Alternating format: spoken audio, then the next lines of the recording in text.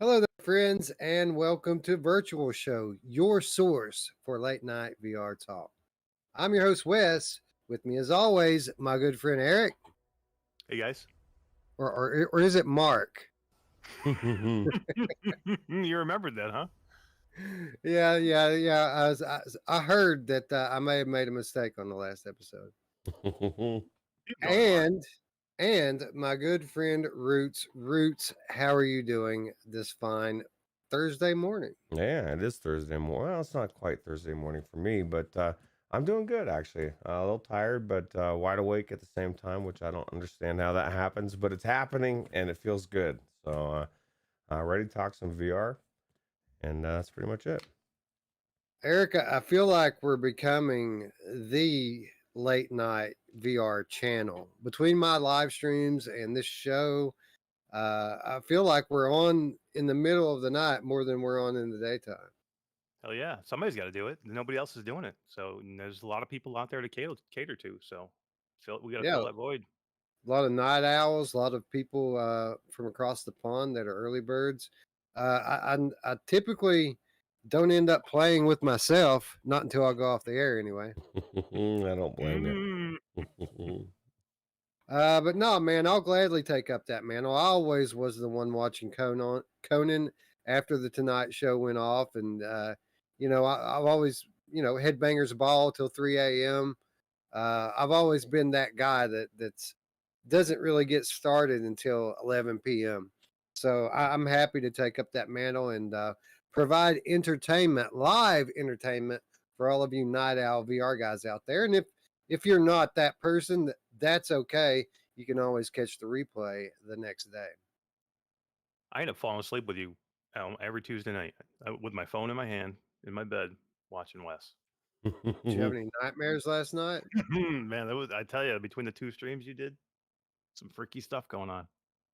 Roots, we did it last night, man. We start to finished. Here they lie, with about as much detail as I could possibly go into with it. Like we broke down philosophies and possible inspirations and literally every detail that I could come up with for the game. I explained to the viewing audience, and as is always the case when I go into that game, I noticed things that I hadn't noticed before. So like that game continues to get better with time, unless you're talking about the nuts and bolts of it. It's blurry. The control scheme sucks. It's not very comfortable to play at all. By the time I got done with the 5 hour live stream, my stomach was turned upside down and my head was splitting in two. But we did it. We made it, and it was rewarding to go through that with all of our friends there. And I hope if you haven't seen it, that you go back and watch it because it's an underrated game, even in the popularity that it's garnered in the last few years. It's an underrated game, and those that watched me play it last night, now understand why. Um, so I hope all of you find the time to check it out. Yeah, that's awesome. That game is awesome, and like I was saying, that was going to be the hook of it, right? Wes breaking it down because I'm sure, like you said, you've noticed stuff you didn't notice before, so you probably were, as you were explaining it, almost realizing some things that you're explaining to them at that time, which is kind of cool too. So Yeah. Traveling Man 3775 in the chat says last night was epic, and it was cool because I began about halfway through the game to explain my theories on possible inspiration. And then I had Traveling Man in the chat predicting the next level, what it's going to be like. He didn't know it at the time, but following my logic that I put out there, he said, well, okay, the next level or one of the later levels should look like this. Indeed, it did. So again, it just it makes me feel good to know that I'm not just some crackpot, and other people are seeing the things that I'm seeing there too. yeah, it's cool. Well, I Yeah, got to go for back sure. in there, and reminds me that have you heard anything? So the guy at GameStop West told me that Sony announced they're not making Dual Shocks anymore, like they're done, and that was like, okay, that's what exactly That was the face I probably made when he said it to me too, and I was like, "Oh, that's kind of weird," because I didn't hear anything. I could. They told you that at GameStop? That's what he told me, and that would make no sense to me. It's not like Yeah. the PS4 is dead yet. You know what I mean? But at any rate, the controller that my roommate gave me sucks. I plugged it in and it just like lit up, but it won't respond. And so Mash said he's gonna send me his So old like, controller after. did you try to press and hold the center button in? Yeah, I tried a lot of different things, and I mean, buttons are all sticking, and I mean, I don't know, man. It's just not working. Garbage. Order one from GameStop online and have it delivered to your store. You can get them used, and as long as you pay the $1 for the warranty on it, there's really no risk with that. But you can get them used for like $35. That's what I was trying about to do today when he told me that they were all gone because of the dual shock closure of That's Sony. crazy. Yeah, so I don't know. With how many millions of PlayStation 4s out there and Pros and Slims, they're gonna say, "Oh yeah, we're done. Sorry, we can't, if you got a broken controller, you're shit out of luck. Of We all can't give you any the more controllers." of all the years and all the times of my life that I could actually probably buy it, it's now. And I'm not saying it's true. I think it's bullshit. But the world's so fucked up that like it wouldn't shock me. I just shrug my shoulders like everything else. Hey, it's just one more thing. So anyway. It's the controller shortage of 2021, right? God damn, I need my controller, bro. They're hoarding them like toilet paper. Yeah, who isn't though? Anyway, good times going on in VR land. I know I've had a blast this week, guys, playing so many friggin' games. Like between the project that I'm working on behind the scenes, the live streaming I've been doing, and the games that I've been playing for the show. I mean, I've been playing more VR than I've played in a very long time. It seems like every week I play more than the last week. Well, it's good to be Yeah. that season, right? Not as hot, so you can play more, for sure. And all good games too, right? I mean, it's not like this is like every game you get in, you're like, "Wow, this is great. This is great." You know what I mean? Very rarely now do we get like a game where we're just like, "Yeah, nope, I'm out," and you turn it off. You know what I mean? You get sucked into these games, and you want to go in for a half hour, and all of a sudden, an hour and a half, 2 hours has gone by. Well, there's enough good stuff coming out now that we can be selective with what we cover. Like we don't have to take every key that we could possibly get. We get to pick and choose, and it's quite a field out there. And there's really still not even quite enough time for us to cover everything that we want to do, which is a good thing, right? Yeah, it is. It's really good. Hell yeah, it's gonna get crazier before Christmas comes. Yeah.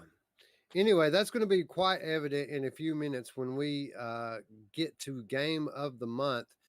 Quite the mirror opposite of last month. The August episode was barely any PCVR, PSVR completely heavy, and PSVR 1 easily last month. And we're going to see exactly the flip this month with PCVR just killing it and PSVR. Nothing I can even pin a token win on, like nothing from PSVR this month. But with that said, we've got a debate on our hands. We're here with PCVR. We've got a ton of great games that came out last week or last month rather, but a good percentage of them are in various stages of early access. So I don't know what we should consider, what we should wait. So we're going to be leaning heavily on chat this month, as we have been doing more and more of here lately. But before that, we've got a great game that we're going to talk about. Shadowgate VR, the Mines of Mythrok, launches tomorrow or today, depending on where you're at in the world. And we've got the 12-hour exclusive on this one. Like nobody else is allowed to talk about it. So shout out to Dave Marsh for hooking us up here with special permissions. We very much appreciate the access to the game, and we appreciate the ability to talk about it on our own schedule. So thank you very much, Dave. Yeah, that's really cool. Yeah, definitely. Anyway, with all that said, we have a ton to get to, and it's late. So let's not dilly-dally anymore. Let's kick it off the way we always do by saying hello to our friends in chat. Traveling Man 3775 eats, sleeps, and breathes this channel, guys. He is here always, so no surprise to see him in the chat tonight. Scion said last month sucked. Well, you're going to dig this month, man. I honestly don't know what I'm going to vote for when we get to PC. There's so many good games. It's crazy. Technoglitch is in the house, as is Space Denison. What's up, friends? Mepper. Hello, Mark. It's the real life Mark there. Hello, Mark. There he is. There he is. Midlife Kid. Midlife Kid with the $5 support says, for some chamomile tea to wind down. Bro, we don't need any chamomile tea right now. We need some Red Bulls. But thank you for the donation. It's very much appreciated, friend. Ray Delator in the house, as is Hussein X, Zaylan Maru, 05-8, or 13, 05-13, Death, Bone Daddy. What's up? Let's see. I thought I saw, Roy Schwartz is up there, as is Onakazi. Looks like we have a pretty full crew tonight, guys. Spry Guy says, congratulations to Ruuts, the $100 winner. Yeah, $100, man. I can't believe it. I was hoping to win that that headset, but $100 will come in handy. I wanted to say, Mash said this too as well, but and this is really to Radio Runt. How dare you? How dare you, man? You're blowing past Mash, dude. You can't level so quickly. Radio Runt's just off on his own, leveling New World like it's out of control. It's not fair. Nope. We're working our asses off trying to prepare a show for Radio Run, and he's grinding. He's grinding. He's got that flat game sickness, man. Once one of those gets their hooks in you, it's kind of hard to let go for a little while. Yeah. Especially an MMORPG. For sure. Just like Scion, can't get him out of Diablo. He's like a flatty now, Scion. Yeah. Did you know that? He's definitely a flat gamer now. Yep. Speaking of which, I think the next title on our Horror Fest for the month is going to be The Medium on PlayStation 5, which just came out. Brand new game from Bloober Team, making full use of the DualSense controller. Looking forward to checking it out, and we are going to do so live on the air probably tomorrow. Oh, nice. That's a flat game? Awesome. That is a flat game. It is indeed. Cool. Yeah, that sounds awesome. So you guys be sure to hit the bell and the button if you haven't already. Wolveraza at the top of the chat as well says, yay, show. And PSVR Without Parole, Brian Paul making an appearance, says, what am I supposed to do for the next 35 minutes? I'm sure he figured it out. I'm pretty sure too. I was going to tell him go play New World, but I figured he probably wasn't playing a flat game. Nah, man, that guy bleeds PSVR. There's no way. Like, I mean, he's even got a Quest and barely picks it up. So, like, that guy's he's a lifer when it comes to PlayStation. So, well, that's a good time to be a lifer with PlayStation 5 VR coming out right around the corner. Yeah, and he's like Wes. He's a huge horror fan, so it's October, so he's not playing anything but horror games, PSVR horror games, and probably a lot of Dreams with the haunted train. Yeah, well, I mean that has not begun yet. We still got another The 15th, week right? and a half, before we get to that. But there's plenty of horror things to take in when you're in Dreams, or so I hear. It's been a while since I've been in there. I'll tell you what, speaking of horror games, I'm rethinking Resident Evil 7. I went in there, played a little bit more, and it was so clear and crisp, and it was that much more fucked up and horrifying. I can't believe how, like, there's so much I couldn't see before. I was playing on a pro, bro. What the hell's the deal here? That's crazy. Yeah, it's nice to have the extra horsepower with the new console, right? Yeah. I can't get over how good it looks, but it definitely was more horrifying. Absolutely. And it was crazy. Matty Matt 2323 joining us says, howdy strangers, and gamer tag stopping by. Good morning, GT. Thanks for coming by. Oh yeah. He says, geez, what time is it where you lot are? Well, where I am at, it is 10 minutes after 1 a.m. in the morning.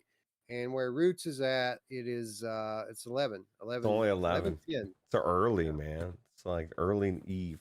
Still got some New Late World night. after. Late night VR talk, GT. We're the only ones doing it. We're the only ones on the air at this time of night.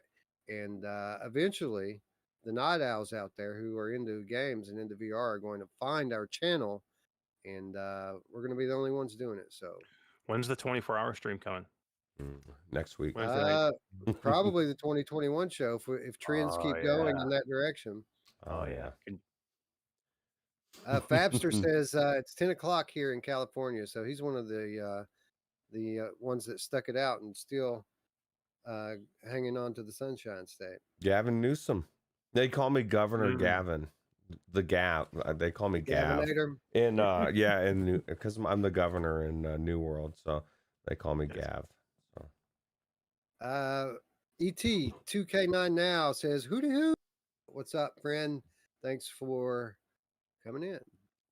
6 a.m. says Hussein X. So Hussein X coming to us from across the pond, like our friend Gamertag. Wow, that's early. Good morning. Yeah, good morning. How's your coffee? Tea. They drink tea over there. Oh, I'm sorry. That's right. Sorry. How's your tea? Anyway, hello, one and all. Thanks for coming by. Let's get down to it. Let's talk a little bit about Shadowgate, the Mines of Mythrok. This is a game which is an Oculus Quest exclusive.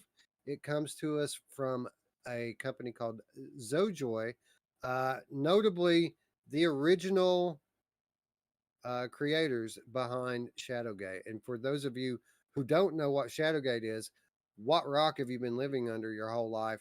This is a franchise that dates back to the early 80s with iterations on every major gaming platform that I can think of. Like there's been a Shadowgate game on everything, and VR no different, as it comes tomorrow or today, depending on where you're at, to Oculus Quest. This game will launch around 1 p.m. Eastern time today with a retail price of $25. Eric, I ask you, is this game playable on both iterations of Quest, or is it Quest 2 exclusive? It was both. It was both. It was very important for him to make sure that this game was playable for everybody who owned a Quest. So it is on both headsets. Well, let me ask you this then. Does this game have Quest 2 enhancement? Do you know? It does not. It does not. See, I find that shocking. I find that shocking because Roots, tell us a little bit about how this game looks visually. It's phenomenal. I couldn't believe just even the opening scene with the moon and when you were outside and stuff. But what really blew me away was because you're doing it so much is the fireball from your wand. It just looks so good, and I'm like, you're telling me that there's no Quest 2 enhancement. I mean, they can make this look even better. Like everything, like even the stupid laser beams that came down killed me because I didn't know they were gonna come shooting down the hallway.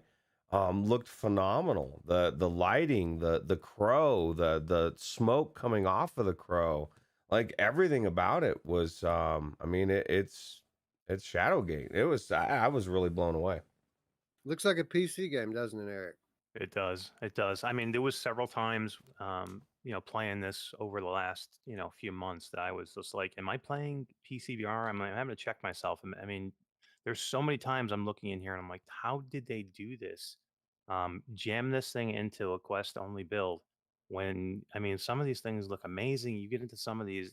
Roots is right. That one opening sequence in the beginning where you're actually outside, it's stunning in there. It really is. And there's so many things and lighting effects and and torches and things like that. And a lot of that stuff is baked in, but still looks awesome, man. Gamertag VR, the chat says that he sticks out his pinky toe on his foot when he drinks tea as well.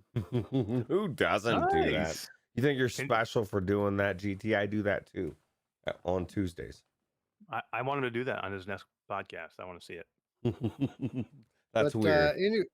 Anyway, this game absolutely beautiful, especially for a standalone game. And I was taken aback by it. I thought that it would either be a Quest 2 exclusive or at least something that's been enhanced for Quest, because I see things in this game that you don't typically see in a Quest game.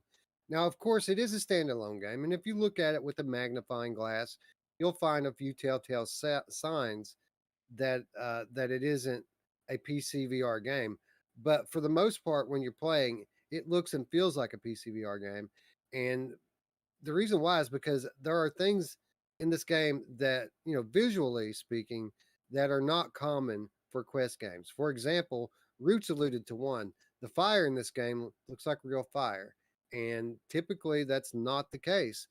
Even on PC VR, most development studios don't get fire right for whatever reason. I assume it's something difficult to do, but here we have a first time VR dev pulling it off flawlessly. Now, beyond that, something that is a dead giveaway for standalone VR games is or are the textures. You'll notice flat textures in 90% of the Quest games you play. If you walk up to the wall and look at it, you basically have a flat surface with a flat texture wallpaper over it that kind of from a distance will give you an illusion of three-dimensional depth, but not really have it if you look at it closely. That is not the case here. These walls, these floors and ceilings, it all has three-dimensional texture on it. And like there, instead of having a flat wall with a brick wallpaper on it like you normally would in Quest, you have actual bricks, brick by brick by brick, making up your wall, making up your floor and your ceiling. um Eric, it's something that I didn't really think was possible, especially for a Quest 1 title. Now I'm curious to find out what this thing actually looks like on Quest 1, knowing now that it doesn't really have any enhancement. Yeah, and it's something I could have done, and I just didn't think about doing it. I probably should have um, to check it out just to see. But yeah, I mean, I would assume it's got to look exactly the same because like I said, they didn't do anything different with it. Um, I don't know. They're still working on this game. He is not done, and it's very possible you could see some Quest 2 enhancements coming. But as of right now, I think it's 1-to-1. You're looking at the same thing you would see in the Quest 1 to the Quest 2, and how again, Dave Marsh has been doing this since the early '80s. I mean, he started you know going to Gary Gygax's store from Dungeons and Dragons. He actually lived near one of his own stores, and he used to go there.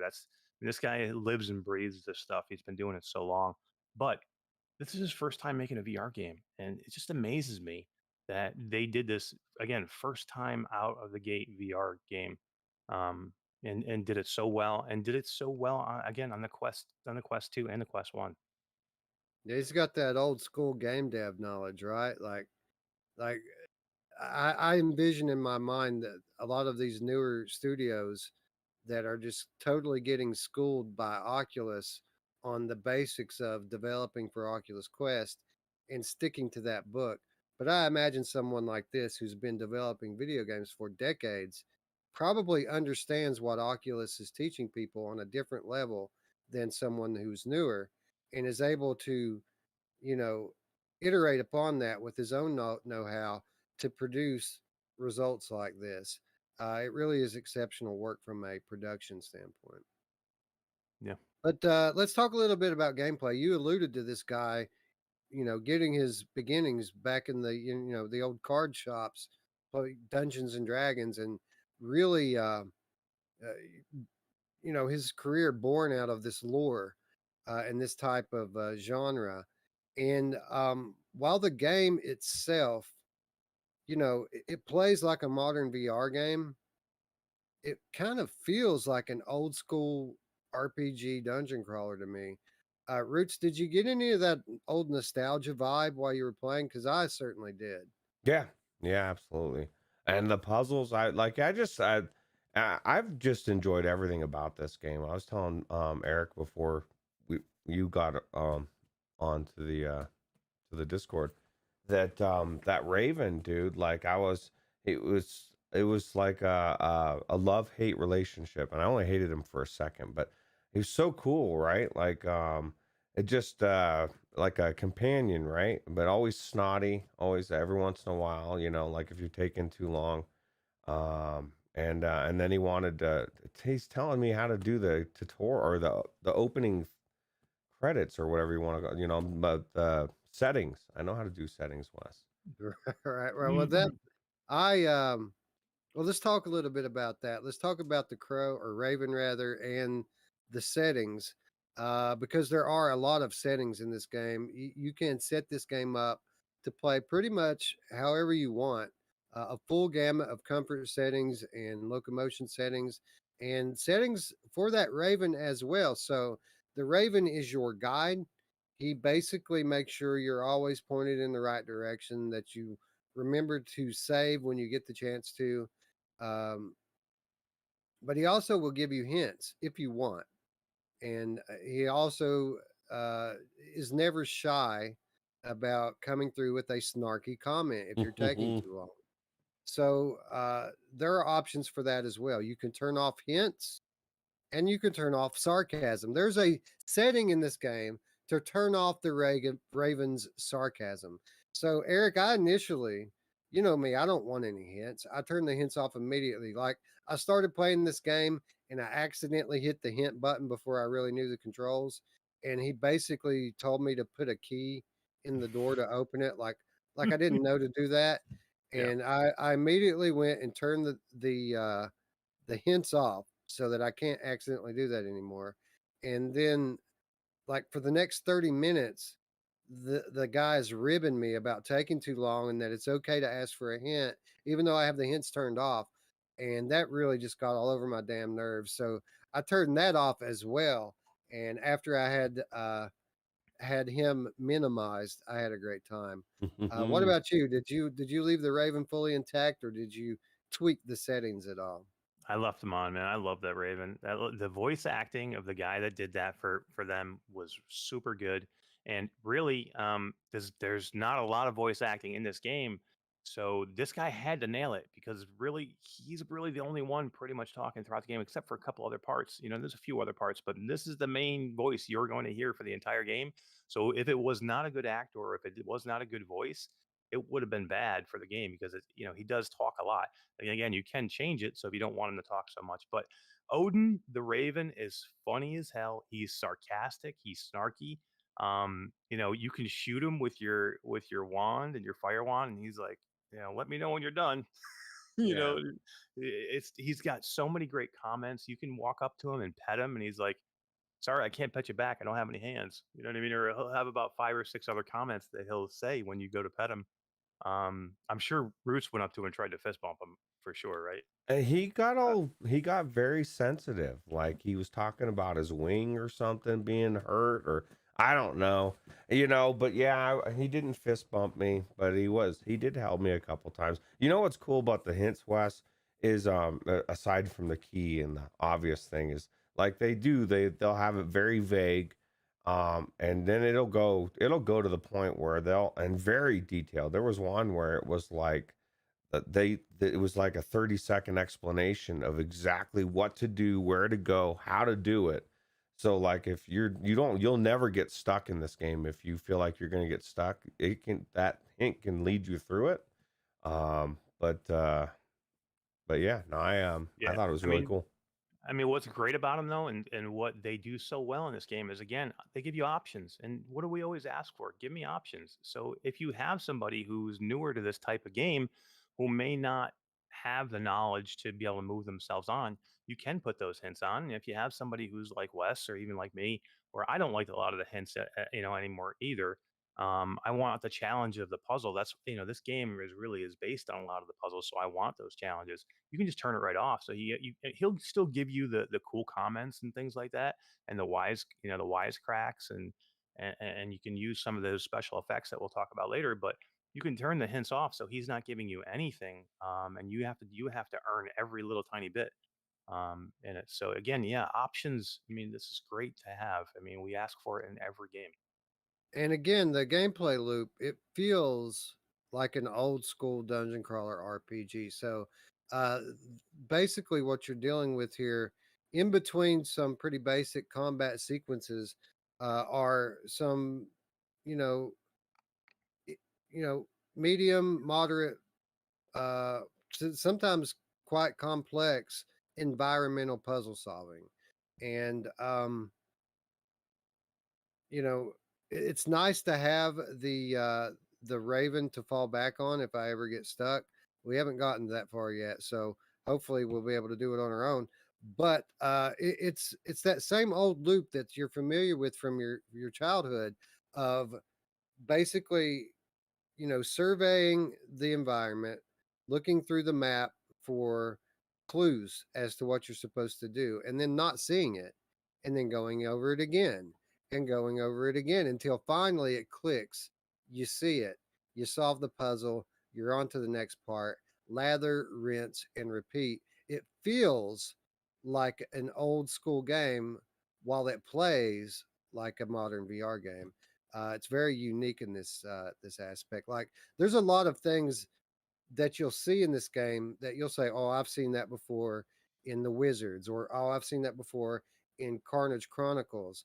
But when you play the game, it has a very unique feel to it, and it's something that you'll remember from decades ago. Am I anywhere near your experience in this, Roots? Yeah, absolutely. I the gameplay, the loop was very good. It was like you said, it was very nostalgic as far as like the how it felt, but it was very one thing you didn't see in this game, I guess. I'll just cut to the chase in this is any jank. Like I didn't have any jank whatsoever. It was 100% polished. It blows me away that you're telling me that he's still working on it, Mash, that he's still adding to it. But it just shows you what a good developer does, right? Like this is his first VR game, and he's nailing it. Now, I will submit that I heard Mash Daddy had a good part of game testing and really helped him polish it. So I appreciate that, Mash, because you've given us or helped him give us an amazing game. Yeah, and I think, guys, Mash Daddy Cool makes a cameo in the credits. Nice. My first ever. It's That's the first ever awesome. for me. Yeah, very cool. Yeah, and also I'll say Nick Quinn too. Oh yeah. Fellow moderator in the Q2C group. Nick probably worked closer to Dave than I did, and Nick played many iterations through this game from start to finish throughout that whole time. And it was when you do play testing, anything like that, it's a commitment because if you agree to do it, you kind of owe them the time and the effort it goes into playing games that are not perfect because you're looking for things to find at that point. You can't go in expecting a perfect game because you're there to find those things. So yeah, it's not easy to do that, but to be a part of something like this for the first time for me, where I got to really get behind the scenes with it was pretty amazing. That's awesome. Yeah, yeah, that's awesome. It's a good feeling when these devs who we appreciate so much, give a little bit of that back, right? Yeah. So, Yeah, hell yeah. I mean, I it wasn't something I was expecting. I didn't realize it until I actually looked at the credits and happened to see my name there. He didn't even he didn't even tell me he did it. So yeah, it was pretty amazing. that's awesome. VR Demon in the chat says it needs that nostalgic feeling to be Shadowgate, and it does have that. Even like the enemy placement, like when an enemy appears in a corridor, the corridors are very much shaped like old school Shadowgate, and where they set the enemies when they first appear, it looks like an old school RPG. Like if you took a flat 2D picture of it, it would just look like an up to date version of those older games, right? Yeah. Yeah, yeah. I mean, it was. I mean, I've played a little bit of his other games in different ports along the way, just to check them out because I had really no knowledge of it originally. But y- th- you can tell that Dave knows how to make a game. You know what I mean? It's not. He can. This is VR. Don't get me wrong. 100%. There's nothing about this game that's not VR, and you don't have to have knowledge of Shadowgate or the universe to play this game, but you can feel it in there, right? When you play it. Right. Exactly. That's exactly how I would describe it. You feel it. Uh, it's really subtle things like the enemy placement, an occasional sound effect, like if you find a secret, there's a little do do do do do do do like you would have in an old school game, and it really just hits you in the feels, you know. Yeah, exactly. Anyway, Gamertag VR is sharing his thoughts on the game with us in chat after we informed him that this is indeed a safe space and he doesn't have to worry about violating embargo. And he says it's graphically pleasing on Quest 2. The puzzles are pretty cool, and he spent about an hour in it, and it's very cool. And he's echoing something here that we said before the show, and that is he wishes that it wasn't releasing alongside Song in the Smoke. And I couldn't agree more, because not because this game isn't good enough to stand up to Song in the Smoke, but Song in the Smoke has had an excellent marketing campaign, and that's going to be the one everyone's looking for tomorrow. No one's going to be really looking for Shadowgate, and it's unfortunate. Hopefully, we can do our part to get the word out there tomorrow about this as much as possible. And those retro gamers in our audience, or just those out there who love a good dungeon crawler, will be able to pick it up and check it out. He also says uh, that Roots brings up a good point. The developer wanted to meet uh, him and others before he gave access to the game. He loved that. He says how much he cares for the game, and it shows. There's no jank, no glitches, etc. So pretty much gamertag echoing our sentiments here with this one. It's an awesome time. Now, before we move on too quickly, I did want to add something else about that Raven, because that the Raven itself, while I didn't really care for the constant agging me on about my slow play style, um, there there was something about this Raven that is super cool. It's a mechanic that's very unique to this game, Oh yeah. and I thought it was just awesome. Roots, why don't you tell us a little bit about the special ability that you have with regards to that Raven?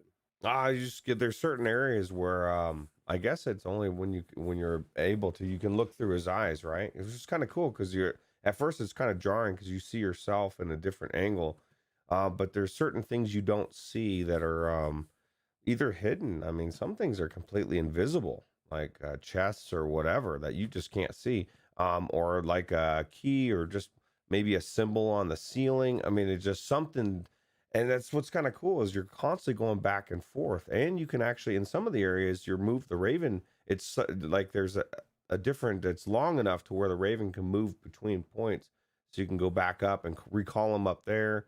If you're missing something, that was one of the things that I told you. It was so detailed in that thing. It was like I've never heard a hint for a game be so detailed. It was like nobody's gonna get this wrong.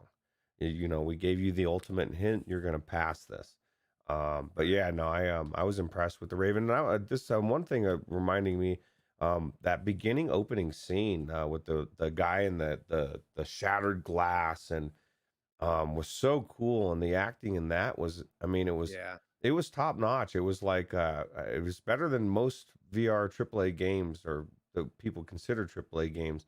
The intro, the opening thing was so cool. I really enjoyed Yeah. it. Yeah, that's what crossed my mind when Eric was talking about the voice acting with the Raven earlier. Was I was super impressed with the voice acting in the opening scene from that older wizard that kind of sets you on your path. Um, but with regards to this Raven ability you have, they call it in Lord of the Rings, they call it a warg.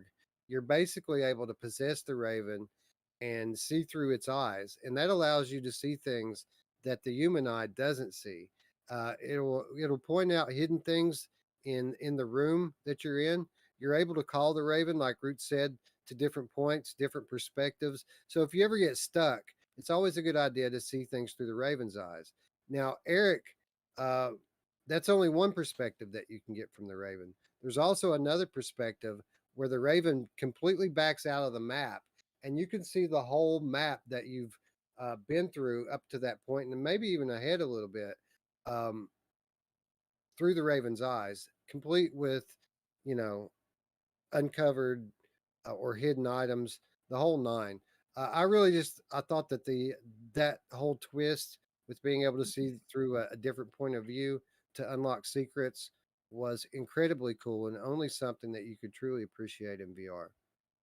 Yeah, I mean, super cool. I mean, you can actually even catch the Raven in flight. So what happens is points during the game, the Raven is stationary, and they're on these pedestals, and you can call the Raven to you wherever you go. So you'll hear him fly by, and that sounds amazing too. By the way, the wings of the Raven flying by. That's another thing we haven't talked about yet. The sounds in this game are amazing, but anyway, you can actually catch him at points and see through his eyes as he's flying too. So you can kind of catch three different views. The stationary view, you can catch the drawn out view that you're talking about, Wes. Then you can catch that in-flight view, which is really cool. I don't know if you guys caught that. You got to kind of catch it just right to get it. But Yeah, that's a cool view too. And yeah. yeah, I think that's what I was just talking about, where you kind of can see the whole map that you've been through. Yeah, yeah, because you're kind of seeing him from a distance far away, and then you can actually call him, and he'll fly towards you, and you can see, where you're traveling, where you traveled from, so you can actually see if you missed anything. Because that's what it is. You're kind of getting like a third sight with the Raven, where you can see things. He's able to see things that you're not with your eyes, so you can see hidden passages, or keys, or chests, or different ruins that are on the wall that you have to activate. So yeah, it's a super cool mechanic. It's so well done. And I just want to say, Scion asked earlier in chat, is there a story involved with this? And I just want to quickly say, there is a story. There's a lot of backstory with this. You don't need to know the Shadowgate backstory to play this game, but if you want to know, there is a whole lore behind this. If you wanted to go back and read about it, and also, this is not it. This is a continuation. There are at the end of this game, there are things that you will see that will bring you to what eventually is going to be at least two more games. So much more coming. What do you Yeah, what are your thoughts about Scion missing this? Because I thought about this while I was playing it. It's like such an amazing game, a puzzle game, like everything that he would love about it, but it's on Quest only, and you don't have access. Yeah, it's unfortunate. I mean, this is really right up his alley. This is exactly what he loves about games, especially when you put the story in it, because he is big about story and lore and background. And there's so much going on with this. Including the wizard that you were talking about earlier, Lockmere, Wes, who was part of this coalition of 12 wizards, and he's the last one left. And I don't want to go into more than that, but there's an amazing amount of story behind this that, again, you can go find some of the backstory if you choose to, but there is enough here on its own that if you didn't know anything, there's enough meat here that you'll be happy with it. And then when you get to the end, there's some cool surprises that you will see. And um, again, this is not it. There's more coming from this. yeah. How My experience with the game so far, and admittedly I haven't played all the way through it, so Eric would probably be a little bit more knowledgeable about it than I would. But my experience so far with it, I wouldn't describe it as like a story driven game. There's backstory to it, and you're not just going in like in Legendary Tales. You would just go into for the sake of looting and killing enemies. You're going to capture and escape someone who's escaped from the dungeon, a very powerful mage in his own right, and you're pursuing him through these mines where dwarves would normally be mining, but for some reason they're all gone. But it isn't something where you're going to beat a level and get a cutscene, beat a level and get a cutscene. Um, there's just you can see subtle things that progress the story as you go, but I wouldn't exactly call that a driving factor in the game. But maybe it changes later, Eric. I don't know. Definitely gets more detailed toward the end, and again, there's maybe a few surprises in there which are amazing. So yeah, you'll find out a little bit more as you go. But you're right. I mean, this isn't like you're not going to be reading text or reading books or a huge amount of backstory here. And again, Dave did this purposely with this game because he wanted this game to be accessible to everybody. He wanted to make it to where you didn't need to have this huge amount of knowledge of the Shadowgate universe to play this game. So um, yeah, I mean it's not the deepest game you'll find, but there is meat there. There's stuff there to to bring you through. Yeah, this is definitely not, Health Sweeper or any of those games where it's just more about combat. There's something here at least.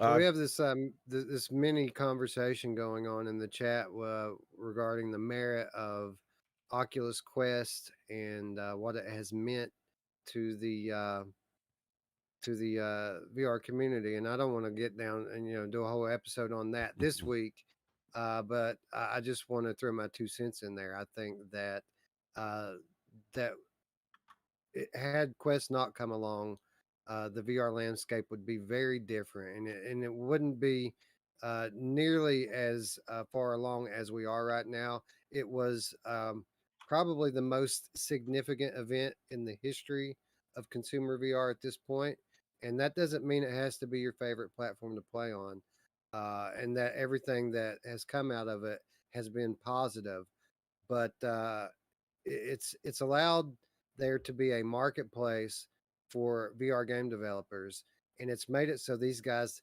didn't have to go make mobile games and make flat games. And quite frankly, VR is still alive today because of Oculus Quest. And I just wanted to put that out there. Yeah, and let me tell you a little backstory with this, with Dave Marsh. Dave Marsh has been in the VR for about 5 or 6 years, and he had a Vive, and it was okay for him. He just wasn't wowed with it. He hated the tether, and he could have been making a VR game, his VR game, on a PC VR long ago.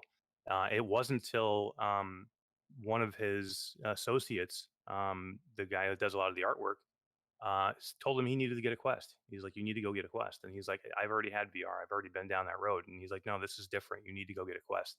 And Dave went and got a Quest. And the only reason that this game is now in VR is because the Quest wowed him so much that he said, "I need to bring this universe into VR." He's like, "I want to be in my game that I made in 1985. I want to be in this game in VR." And he had the opportunity to do that because, again, he owned a Vive, but he chose to do it with the Quest. So whatever you may think of Quest, and I'm not here to fight the merits of what the Quest is or what the Quest isn't. I'm just giving you a peek into some of these developers, especially some of the older developers' mindset when you're talking about standalone VR. Yeah, and when we see all of these major IPs getting into VR over the next 2 to 3 years, uh, you'll have Quest to think about. Think for it, rather. Even the ones that, come to PC, come to PlayStation. Uh, the reason why we're getting so much investment on all platforms today is because Quest has shown that there is interest from the general public if an accessible product is put in front of them, something they can afford, something that they can operate without being a computer wizard. So again, it's rising tides raises all ships, and I think in the coming years, PC VR, console VR, everyone is going to benefit from the gain uh, we've experienced over the last couple of years with standalone. All right. Anyway, Well, Resident sorry, go Evil ahead. 4 and Assassin's Creed and Splinter Cell, they're not being developed for PC VR. So, you know what I mean? People can say what they want, but the big titles, Quest is, like you said, is it's pushing it forward quicker. And one question, Eric, since you finished the game, Tech is like asks in 4 or 5 different ways. He's asking how long is this game, on average, I guess, obviously keeping in mind that it is part 1 out of 3. Mhm. Yeah, this game, it's not an easy game, and if you're playing it, I would say if you're playing it without the hints on, you can easily get probably 8 hours out of this game at least. Depends on how fast you want to play through. There are things that you can look for. There are chests that you can find along the way that are very well hidden.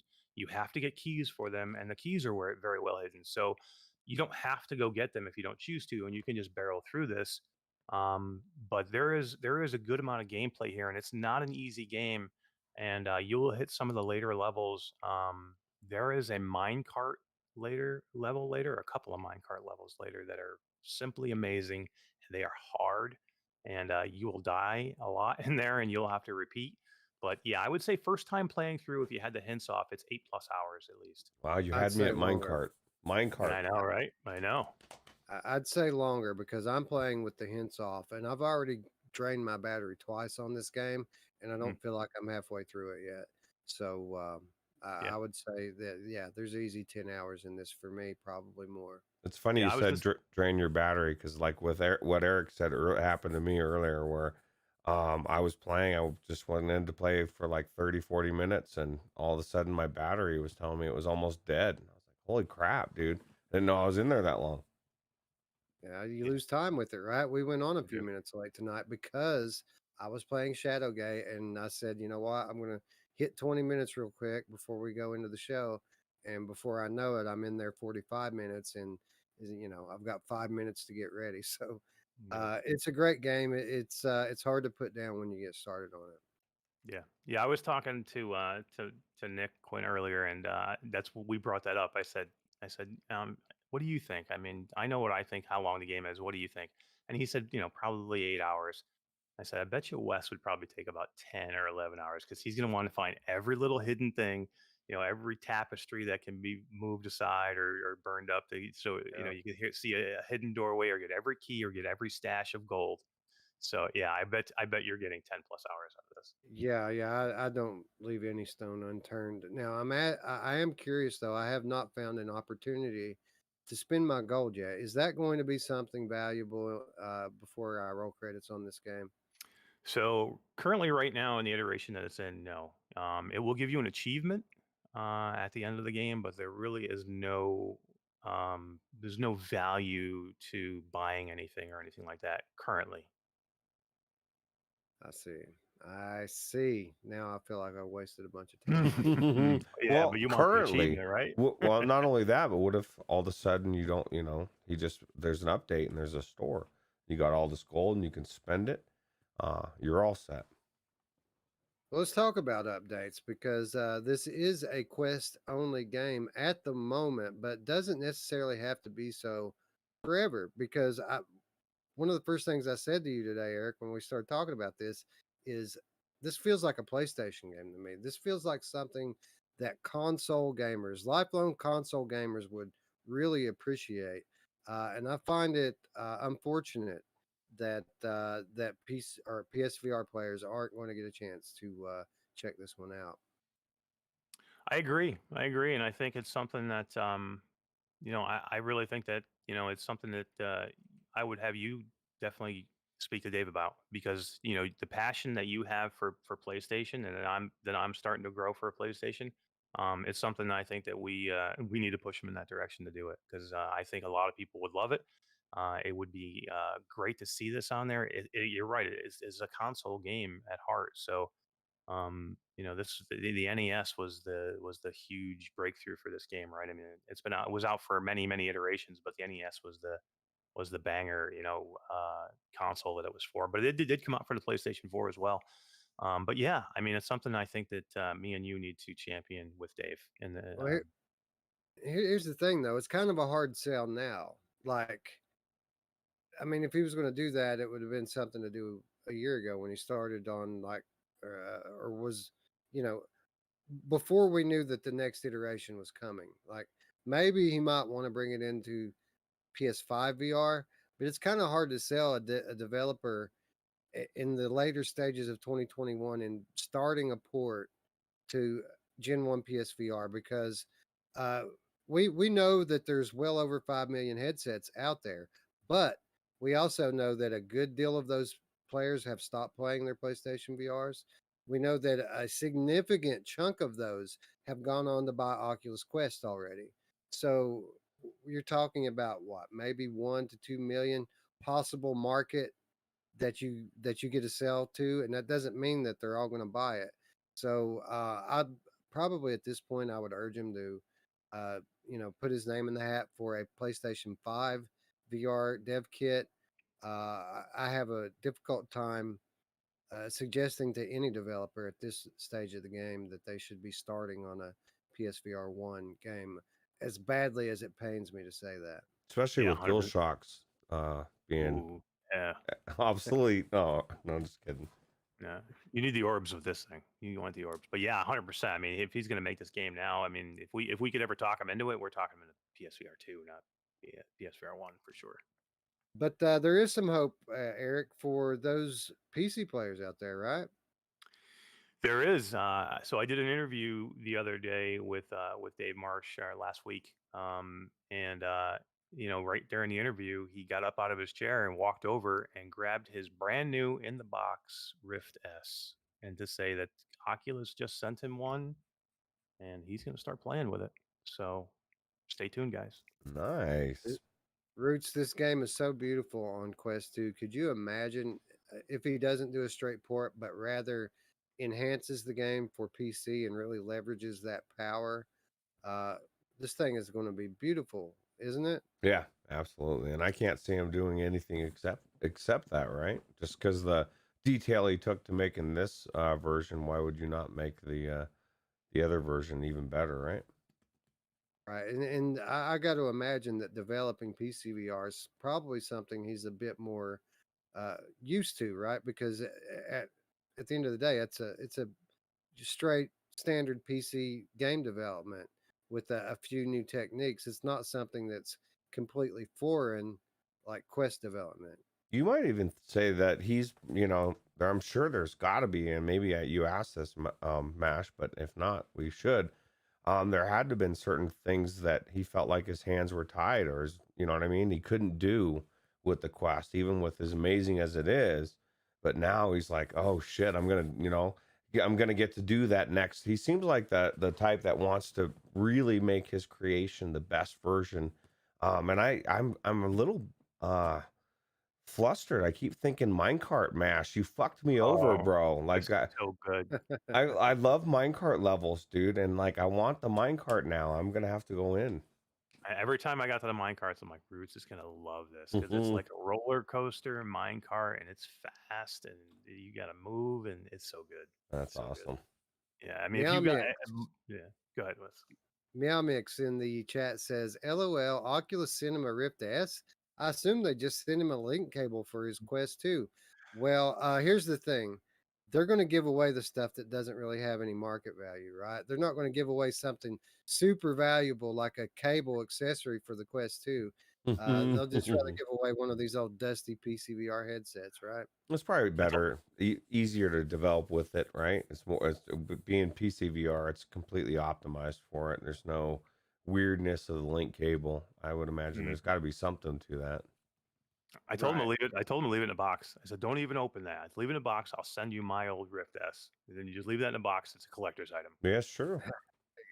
There you go.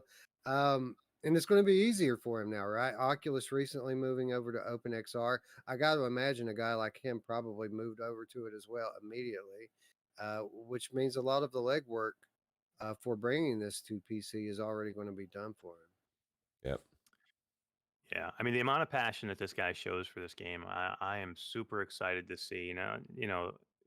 Just because he got a Rift S again doesn't guarantee that he's going to come out with this thing. This means he's working.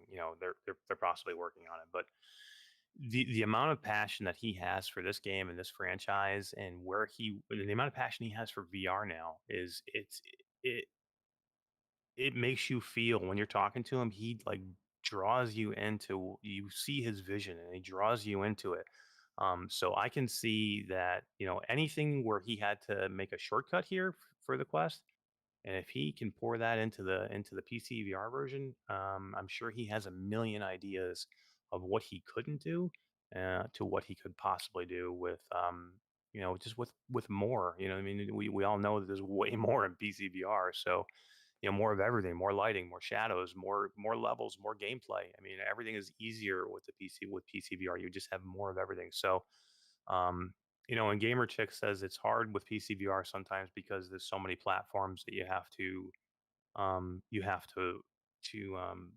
cater to, whether it be the Knuckles or whether it be Windows MR. But I can tell you that he has no ideas or thoughts of going to Steam with this. This is going to be an Oculus game. If it goes to PCVR, it will be a Rift only. There you go. She also says, "What's a Mythrok?" And I would imagine that's a character in this game. Probably someone, and this is just my speculation, probably someone who was designed after Mithras, which is kind of an ancient religious figure. There was a guy once named Mithras. He had a cult. I think it was a Eastern Asian ancient religion. Sounds like the sort of thing that these types of characters would be Hmm. patterned after. But you might be able to shine a little bit more light on who Mythrok is, Eric. Yeah, I mean, I don't know the person itself that it is, but I know that it's in the universe where this world where the worlds are that this takes place. The mines are an area that you're basically having to travel through to get to the castle Shadowgate, where your ultimate goal to get to is. So, yeah, I don't know the actual whole story behind Mythrok itself, but I know that that's the name of the mines that you're having to travel through. Gamertag VR in the chat says, I believe it's what happens when a male giant troll is aroused. You know who else likes a male giant troll being aroused, Wes? My mom. Yeah, she does. Anyway, we're coming off the rails quickly. You know who likes to come off the rails quickly, Ruuts? My mom. She's late to the party, but bang, right back to back. Oh yeah. Absolutely. All right. Anyway, I think we've pretty much said it all. Anything we're missing on this one, Eric? I think it's a pretty firm recommend from the three of us, right? $24.95, right? That's the cost. Definitely, I'd Yeah. say worth it all day long. Must have, I'd say, especially if you played this game back in the day. I don't know how you don't pick this up. Yeah. Yeah, I mean, guys, if you go get this game, if you just this is number one, it's an amazing game. You're gonna have a ball with it, I guarantee it. All three of us had a ton of fun in this, and other people that I know have been playing it as well as GT. I know he played it early on too. So, guys, you'll love this game. But here's the deal: go help support an old time legend, and go buy this game. Again, I don't want it to get overshadowed by another game, Song in the Smoke. I want this game to get its due. It deserves it. If you can't get it right away, go wishlist it. And if you do get it and you love it, give them a review in the store because that Yeah, helps these guys out a lot. absolutely. That's what I Yeah. was gonna say. Review the hell out of this game, Yeah. and be honest because you're gonna love it. So tell everybody about how awesome it is. Yeah, and show these OG game devs that it's okay to bring their franchises over to VR, that there is a market here for it, and that it's super cool to be able to step into the universe that you've been working most of your life on, and besides all that, PC VR quality on a standalone headset. I mean, there Yeah, you go. It pretty much says it all. Yeah, absolutely. 100%. Anyway, with that said and done, we move on to Game of the Month. It is time for our monthly Game of the Month discussion where we pick a game from each platform, name it the Game of the Month, and it will in turn move on to the Game of the Year discussion, which is quickly, making its way towards us like a locomotive. Roots 2021 show. It's at hand. That's crazy, right? I was just thinking that we're almost ready to a break. For a month break. Well, however long it ends up being, as we prepare. That's crazy.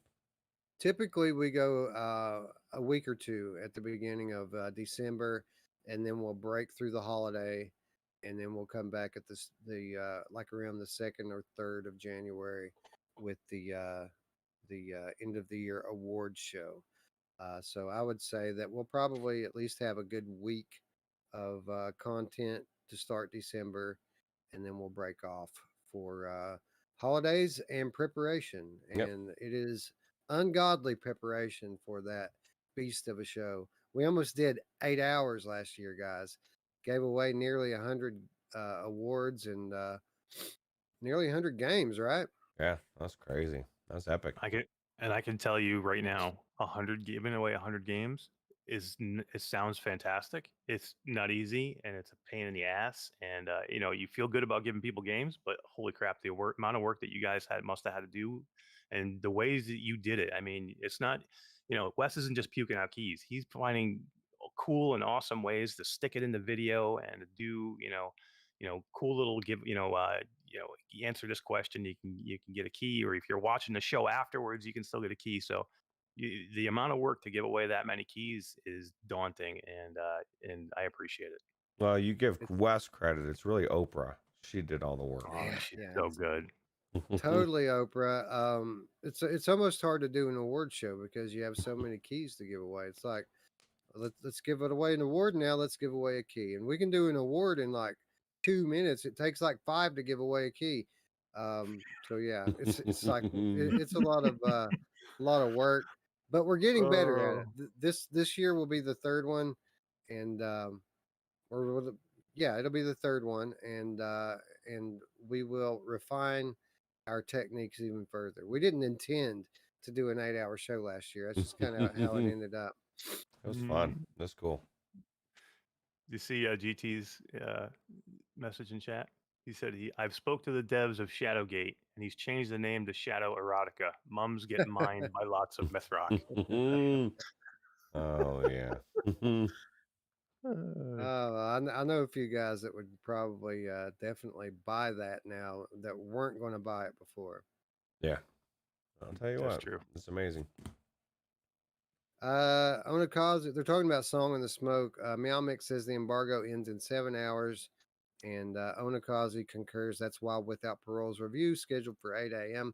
I wish we could talk about that one tonight, guys, but we just can't. No. Um, We don't have a we don't. Dave Marsh that allowed it. So. No, Yeah, I didn't no. even know I was getting a review key to this until like last week. Like I sent out a request like 4 to 6 weeks ago that they didn't even respond to.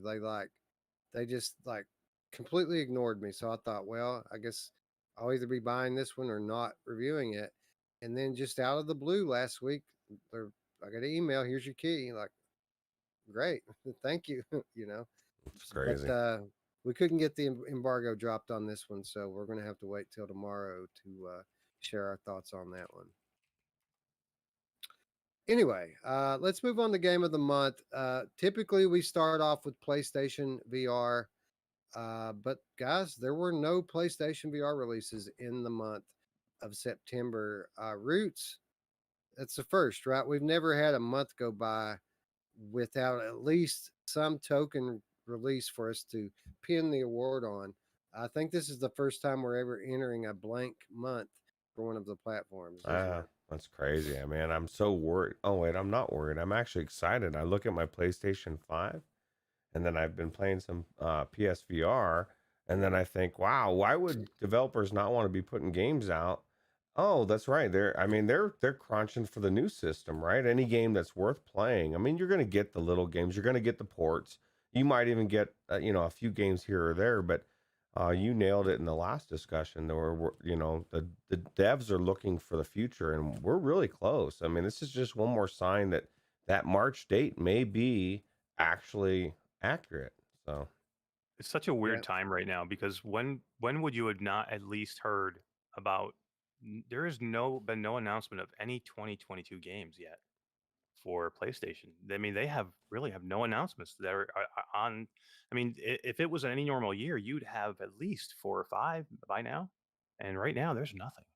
Yeah, So the only things we really know that are coming for PlayStation at this point is platform games, and there aren't many of those. I mean, we've got After the Fall, which is coming. We got Undead Citadel, which is supposedly coming, but God knows if we'll ever see that one at this point. We have Humanity, which has been radio silent for a very long time. So who knows what the status of that one is?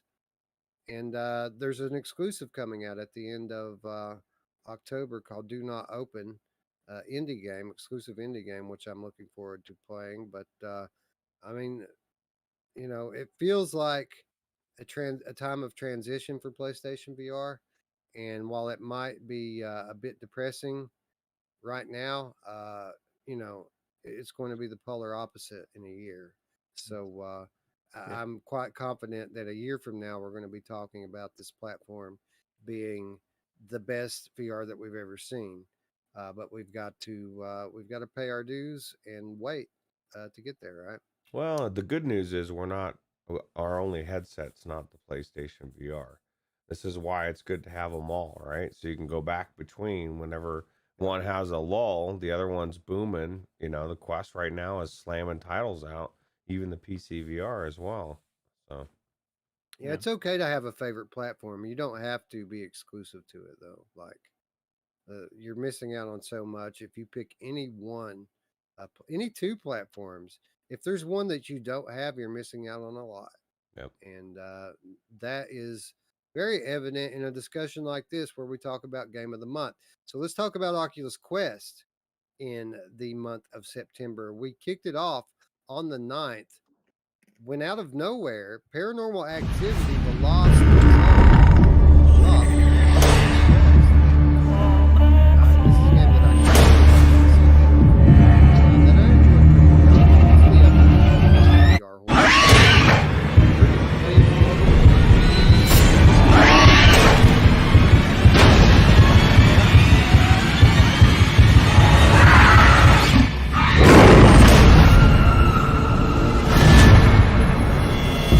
Version, but I was really surprised, and it's a creepy game, Wes.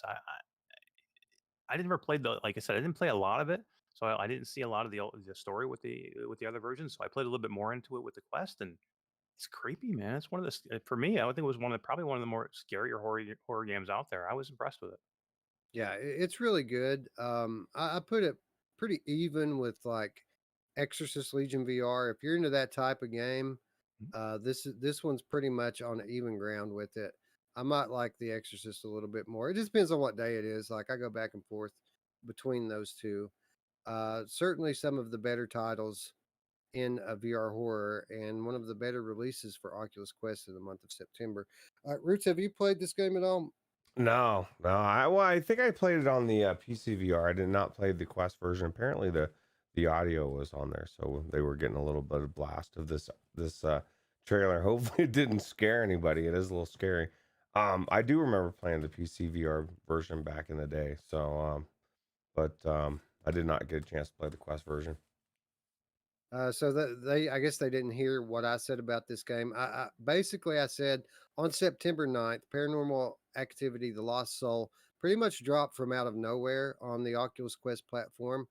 This is a game that I played through in its entirety on PC VR, and I consider it to be in the upper echelon of VR horror games. I wouldn't call it a great uh, VR horror game, but I would call it a very good one. It's probably top 10 data, something around along the lines of Exorcist Legion VR. If you like that, you're going to like this. But a pretty faithful and accurate reproduction on Oculus Quest, and with the limited library of the Oculus Quest, immediately one of the better horror titles available. So uh, certainly a title that deserves to be in the discussion of Game of the Month in September. Yeah, Yeah. Uh, agreed. But obviously, we're talking about game of the month, so there's other ones out there. What else is out there, Wes?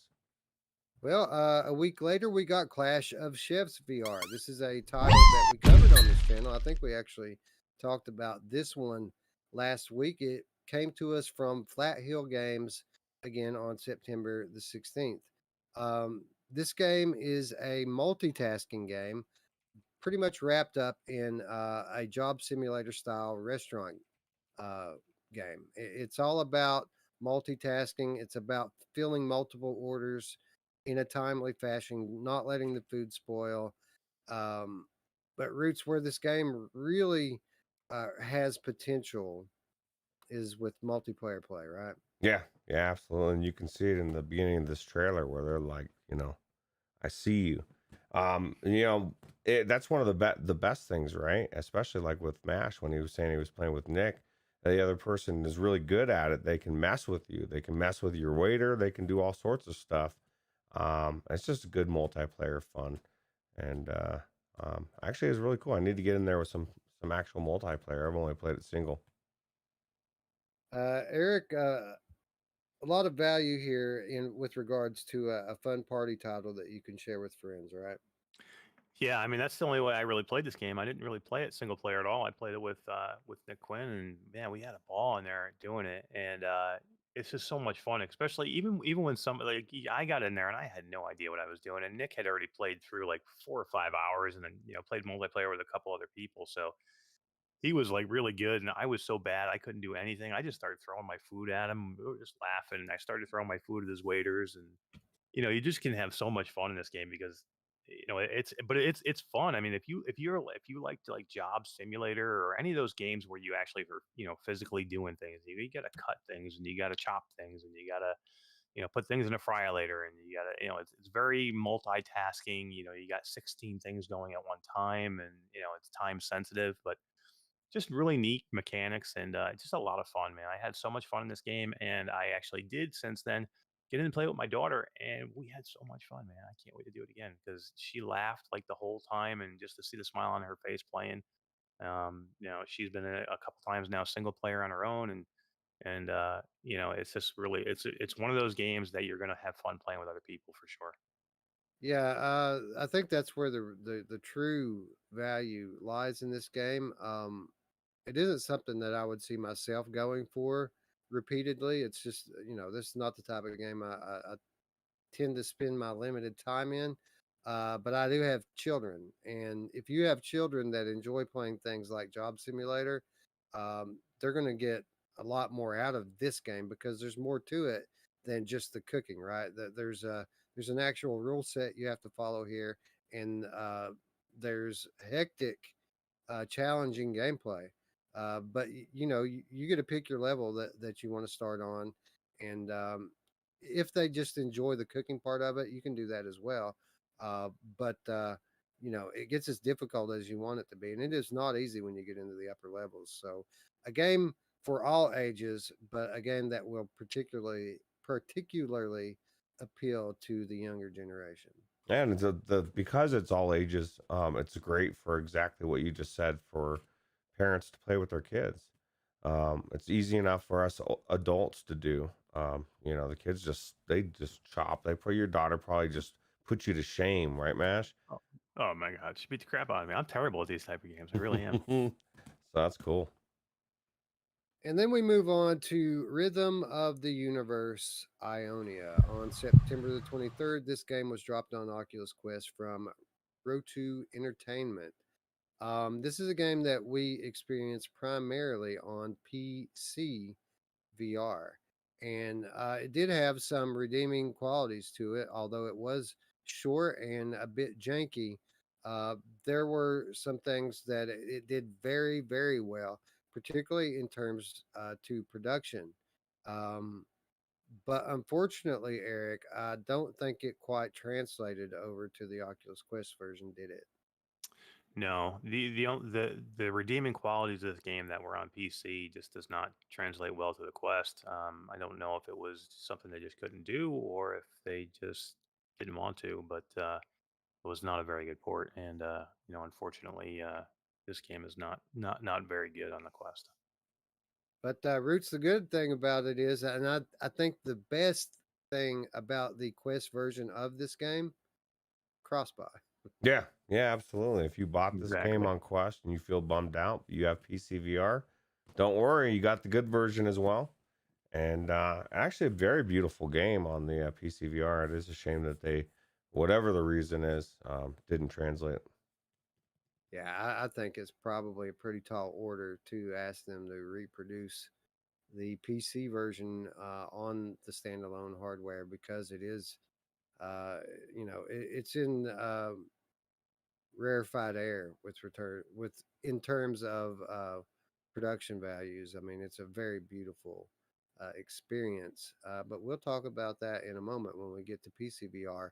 Does not apply here. So wanted to list it as it was a notable release, but I do not think that this one's going to be getting any awards on Oculus Quest this month. And then we round out the Quest lineup on September 30th, the last day of the month. Just getting it in there. Xiaomi Games coming to us with Sweet Surrender, procedurally generated first person shooter, cel shaded graphics, addictive gameplay. I really like this game, Roots. What about you? Actually, I really enjoyed it as well. was done, I blew me away. There's so many games. The gameplay is what blew me away. It looked really good, and exactly what I expected it to. But the gameplay was fun and actually had progression, which you don't see in every game any these days in VR. And I really enjoyed it. Eric, I think pretty soon the roguelike bubble's going to pop, and we're all going to be sick to death of these roguelike progression systems. But we're not quite there yet, are we? We still are enjoying this newfound depth that we're getting in these new VR releases, aren't we? Yeah, I'm not sick of them yet. I play them a lot, just because I'm kind of hooked on them right now. So yeah, I'm really into them. As long as they're done right. I mean, you can really screw these games up. I mean, we've seen games in the past, and the reason I wasn't a huge fan in the past of roguelites is they weren't done very well. If they're done right, you can get a lot out of them. They're not just shallow games. And you know, the ones that we've been seeing lately are definitely not shallow, and this is definitely one of those that's not shallow. There's a lot to this game, and they do it really well. And they're working very hard on this game because they have dropped one patch and already, and I think they are dropping another patch either today or tomorrow. It's fairly significant. That's going to take care of some of the couple small issues that were in this game. So, yeah, this game's getting better and better every day. Yeah, I'm a bit afraid that they might be trying to nerf it a little bit because I probably spent more time in this game than just about any other this month, and I know my day one gameplay experience was vastly different from my subsequent time in the game because, namely, every time I died on day one, I started the whole thing over back in the mines. But when I went back into the game, uh, when you make it to the next level and you die, you don't have to go back to the mines anymore. Now you get to start in whatever level that you're in, which I'm not sure how I feel about that. Roots, how do you feel if they are trying to make the game easier? Well, it kind of loses what, it'd be like if you were playing Returnal and they said, well, we're gonna let you start wherever, with all your stuff. There's a save point or something. You're like, well, that just breaks everything, right? It could potentially break this whole thing. And I don't like making things easier. Maybe as a mode, I guess, but I definitely I don't like it. Man, I hope that's a Well, glitch. I hope there's a glitch. I hope that that's not the case. yeah, I haven't been back in since that session, but for the record, it's not easy. It's still a very challenging game, and I didn't make it to the next level. It just saved me the trouble of having to play through the mines again. But there's a certain, when you play these roguelike games, there's a certain amount of progression that you get in the early levels, picking up weapons, picking up abilities that you don't get the chance to do anymore if they just start you on the next level now. So it changes the game pretty radically, and I'm not sure how I feel about it yet, but I feel a bit weird when these developers start nerfing their game just because there's challenge, and a lot of the crybabies out there don't they want everything to be easy. I'm certainly not one of those people, and I'm hoping, like Eric said, that this is a glitch. The crybabies are Yes, gonna cry no matter what. So always. Yeah, and I don't understand how could you build yourself up enough to get through it if you were starting at the second level? How do you get enough of the things to make yourself better? I mean, that's the only way you're progressing in this game is if you get better weapons and better chips to get better perks and things like that. So I don't see how that would work.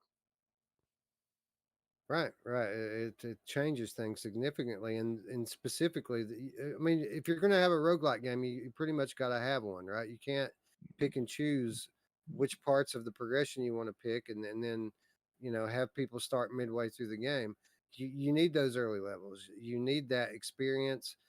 They get, it's going to get easier as you go anyway. As you run through it 100 times, you're going to know where the enemies are at. You're going to know. I mean, even though they jumble up the levels, you recognize the rooms after a while, right? Like where the enemies are coming from, and you're not going to get that if they take that repetition out of it. So yeah, hopefully again that was just a glitch, and if I maybe I can uninstall or reset my progress or something, and get the game back to what it was on day one. Yeah. Anyway, for me, guys, this is a question of two games. Paranormal Activity, which has long been one of the best horror games in VR, and Sweet Surrender, which is shiny and new. And again, probably the one game I played more than any other, especially on Oculus Quest during the month of September. Eric, what say you? What gets your vote for Oculus Quest Game of the Month? Very close for me, but I'm going to go with Sweet Surrender. Sweet Surrender from Eric. Roots, what say you? It wasn't close for me, but I didn't play it on the Quest version. But I'm also not like I love to play horror games if they're really, really like Resident Evil level. But I'm not looking to play every horror game out there because it's just not my jam. So I would have gravitated towards this anyway. So that's 2 votes, Sweet Surrender. I'm going to go ahead and make it 3 because I really enjoyed this game, even beyond some of the early jank that I experienced with the Steam VR version. I didn't have any of that on Quest, although Eric kind of did. That was all the stuff in the tutorial. It never affected the actual game when you got in the game. And it might be recency bias, but this is an award for September of 2021. So I am going with Sweet Surrender as well. And for what it's worth, the chat agrees. We put a poll out, and it looks like 78% of those who responded say that Sweet Surrender should win this month. So we're all in agreement here. And it's nice when that happens. It makes everything nice and neat. Yeah, now that everything's nice and neat for Quest, let's make it messy Oh yeah, for PC VR. That's not going to be this- nice and yeah, neat for this one, right? This is not going to be good.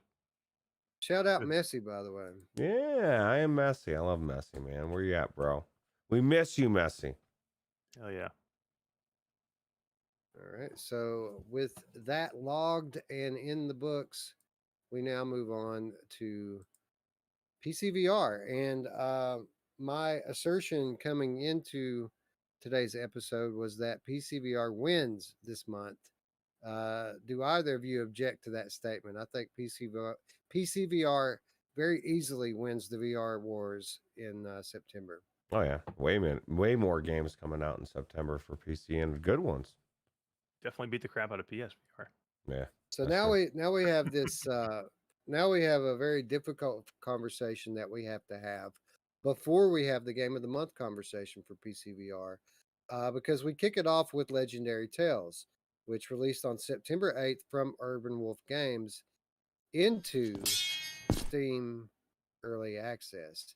So this is a difficult one for me, guys, because this is a very early access release, and we know that big changes are coming to this game. Mm-hmm. But with that said, on the other hand, this is easily one of the best releases on PC in the month of September. This might be the best game on PC from this past month.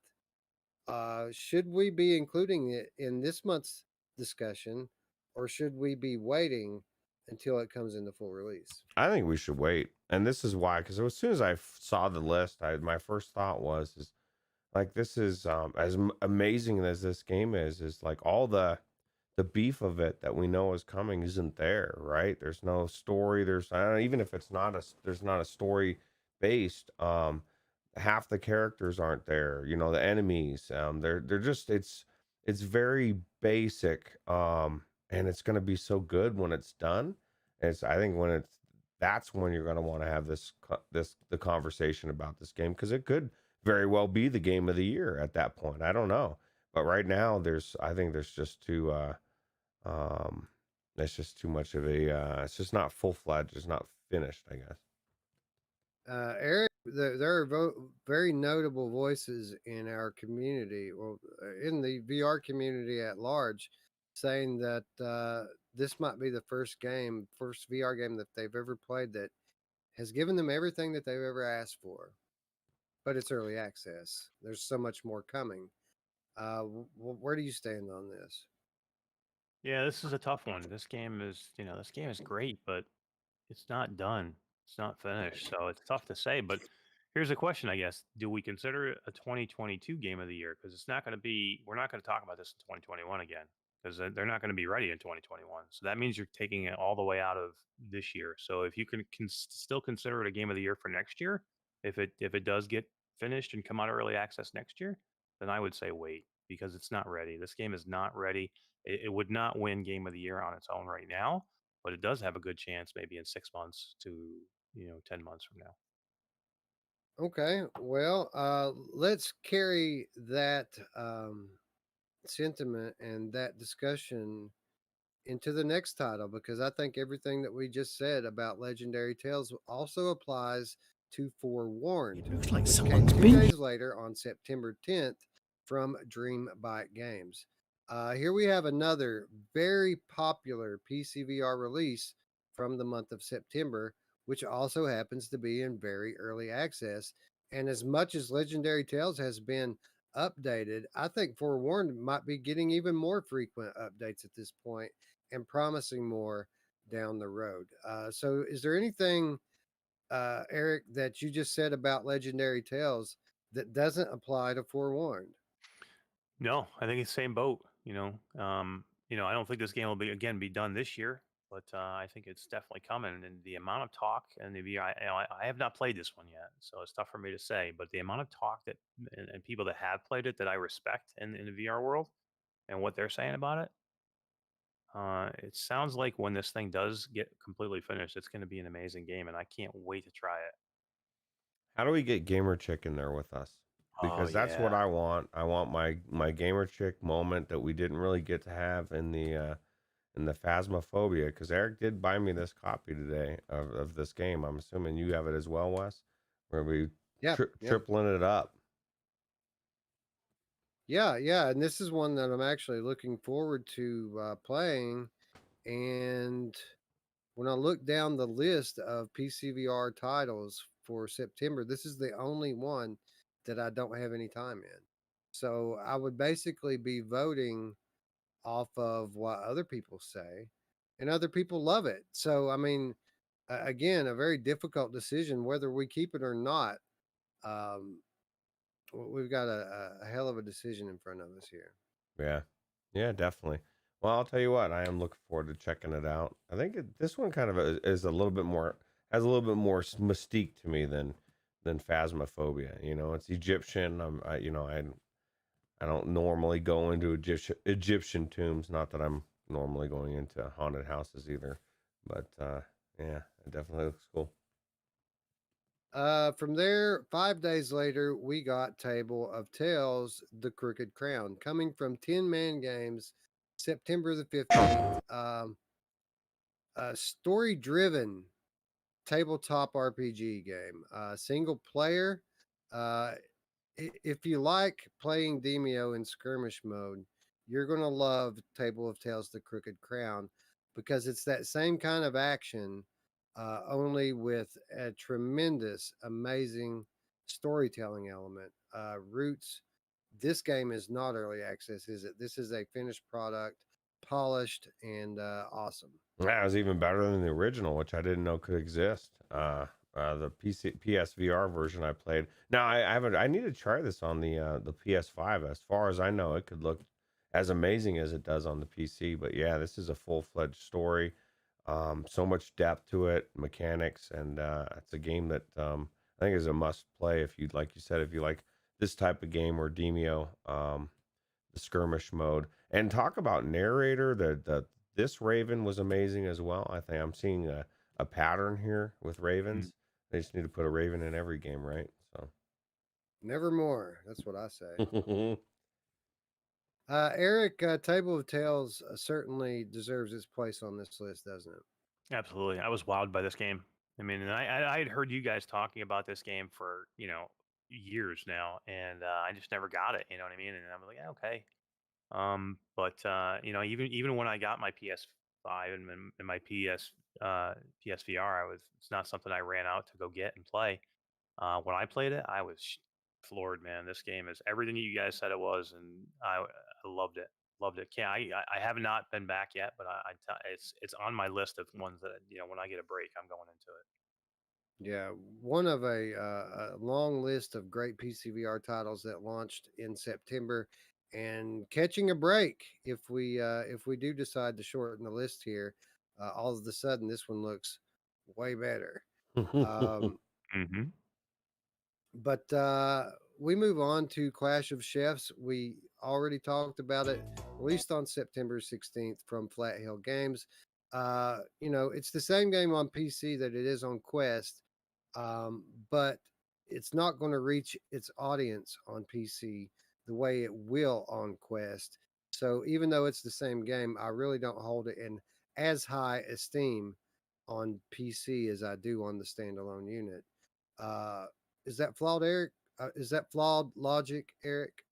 No, I think this game was made for the Quest. I mean, you can play a tether because you can play this game sitting down, but I just think this game is made for quick play, casual people to get into. Somebody who picked up a Quest 64 gigabyte Quest and doesn't do a ton of gaming. This game is great for them. Multiplayer, get in with people. Mothers, fathers, grandmothers, aunts, uncles. This game is for that. People aren't dropping $2,000 to play casual party games, right? Exactly. Roots, did you even bother playing this on PC? No, it does. I don't say it very often, but there's because almost every game I'm going to gravitate towards PC VR for a lot of reasons. Even if I'm streaming it because I can see my chat, but this is one that I would prefer to play on Quest probably 99% of the time, with the exception of a streaming situation. Yeah, that I do understand because I often will play these cross-platform games on PC just because it's a higher quality video stream that you can capture with OBS. You don't have to crop the picture so much, or some of the other tricks we have to do with Quest. Well, plus you But can beyond chat. You that, got your chat in there. That's huge. right? Why the Quest needs a? Can't they add that option, Wes? Like, couldn't they add an option to where you could have a Twitch stream? I mean, they have a Facebook chat in there, right? I guess they probably That's don't want to do that it. right. That's why they want you to do everything inside their walls, and they're like, you want to stream with chat? Fine, you can do that. Stream on Facebook. Yeah, So yeah. crazy. Anyway, we move on to title number 5 for PCVR, Beanstalker, dropped from on September the 20th, 4 days after Clash of Chefs. This coming from VR Storm Studio. Um, Eric, surprisingly good game, right? I love this game, Wes. This game is so cool. This game shocked me. I mean, I was not expecting anything from this game, and when I played it, I'm like, this game is deep and it's cool. There's so much going on here with the different mechanics that you can do, and it's. I mean, I did run into a little bit of jank with it with the with Airlink, with my Quest too. But other than that, I mean, it is a game that you could play this for hours. I mean, there's so many things you can craft to weapons and exploring, and it's procedurally generated, which I had no idea until I started playing it that it was procedurally generated. So every beanstalk is different every time you go in, which is so cool. Yeah, this is a game that I regret not reviewing this Mm. month, as I just got in it today just to check it out for a little bit, as a so I would know what I'm talking about during this conversation. And I played it for way longer than I expected to. And everything you're saying is true. This game has some real depth to the loop, and it's just fun to play. It's fun to play like an arcade style game, but it has the depth that arcade games don't have. And everything you're saying is true with crafting, and the crafting even has a progression to it. Like, you can't craft everything right off the bat. You have to progress that aspect. It's almost like got role playing game style progression with arcade game style of gameplay.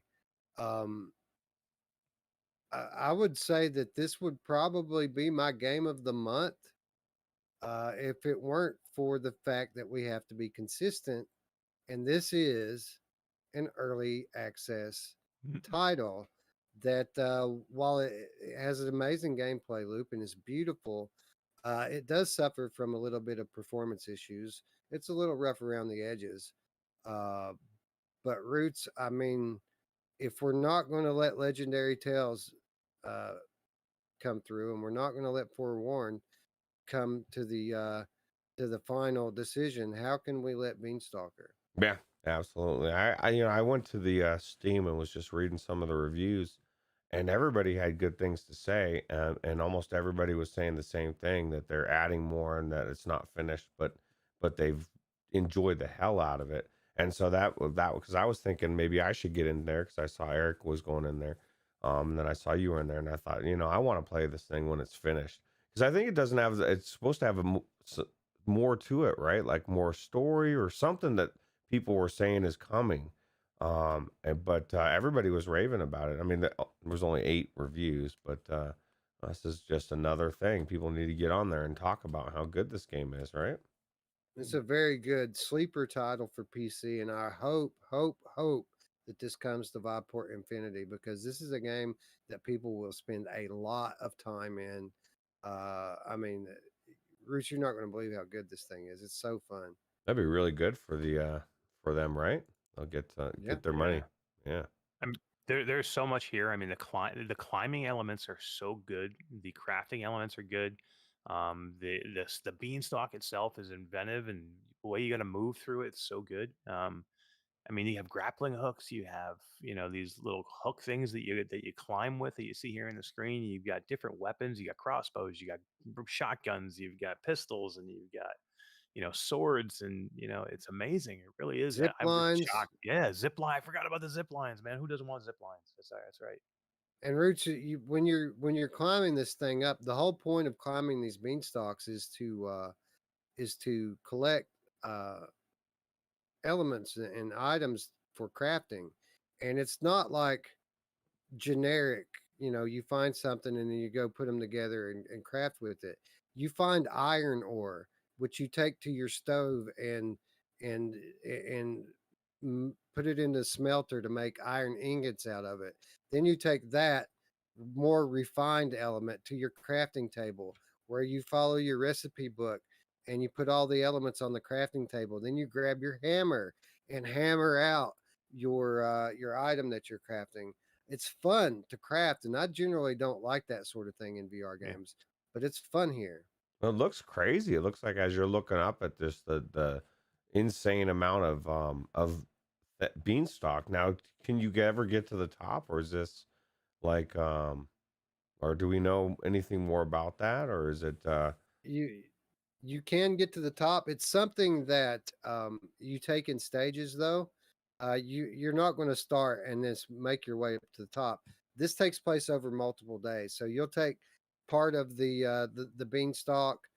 Nightfall comes, you go home, you craft, you prepare. The next day, you take on some more of it, and you just keep going and keep going, and eventually, you'll get to the top where you fight the boss. oh wow. Cool. So, Well, and yeah, Very cool. what's the cost on it? Do 20 we- bucks, 20 bucks? 25, something like that. No, it's 30 bucks, isn't it? $30. Yeah, and Hussein X says there is a demo on Steam for this game, so you can go check it out. Yeah, Yeah, I'm not for sure sure. if the Steam demo is Was it part of the timed? next. I'm not sure if it's part of the next fest or not. If it is, you've got today to download it and check it out. Now, again, I don't know if it is or it isn't, but there's a lot of demos on there right now that are timed demos. So Mm. if you're interested in checking this out, and I do recommend that you do, check it out now. Is that something that you download and you can play it a week from now, or a week from now it's done? I don't know. It's if it's part of the next fest is like a 4-day Okay. festival, and today's the last day. So it's not something that's in your library after. Okay, got it. Well, it just depends, because anybody who's downloaded these kind of demos before knows that it just depends on which one you're talking about. Mm, Sometimes they'll stay in your library for a while. Sometimes they'll quit working the next day. I It gotcha. just really all depends. It's $30, by the way, $29.99, Okay. and I don't think that's a bad price for it. Do you, Eric? No, ET.2K9 now says that's kind of steep. It's not, man. There's so much to this game. I could see this thing going, a long time. There's so much crafting and thing, and it wasn't even just with the iron ingots and the smelter. You actually had to put wood in the damn thing to get it to Oh to yeah, start yeah, to get yeah. the fire hot enough to melt it. I mean, this game is deep. There's a lot to it. This is not just a climbing game. It's not just a crafting game. You have RPG elements in here. You have exploration elements and finding different things, and then you have melee and you've got shooting. I don't think this game is out of line being $30 at all. And it's beautiful. Like the Mm. graphically, it's beautiful. The only problem I had with this is a little bit of performance right when you first load into a level. It gets real choppy for like 5 seconds, and then it takes hold and everything evens out. But I was playing on my G2 as well, so I mean that might have had something to do with it too. Cool. Yeah, yeah. I was playing Airlink. I don't know if it was Airlink issues or if it was just the game issues, so I wasn't sure. But yeah, I had kind of things, loading in. It took a long time to load in. I thought it froze up a couple of times, and all of a sudden it kicked in and went through. So yeah, it's just small stuff. I'm sure they'll take care of right away. Nothing game breaking, and nothing that that you'd be like super upset about. So Scion says this game looks mostly complete to me, but I haven't looked at their dev log. So I would agree with that. It feels mostly complete as well. Uh, do we make an exception and allow this one? Bruce hasn't even played it yet. So Doesn't matter to me. You guys, if you think it is. what do you think, Eric? Do you think that we should let this one finish before we judge it, or do you think that we should go ahead and put it into the mix this month?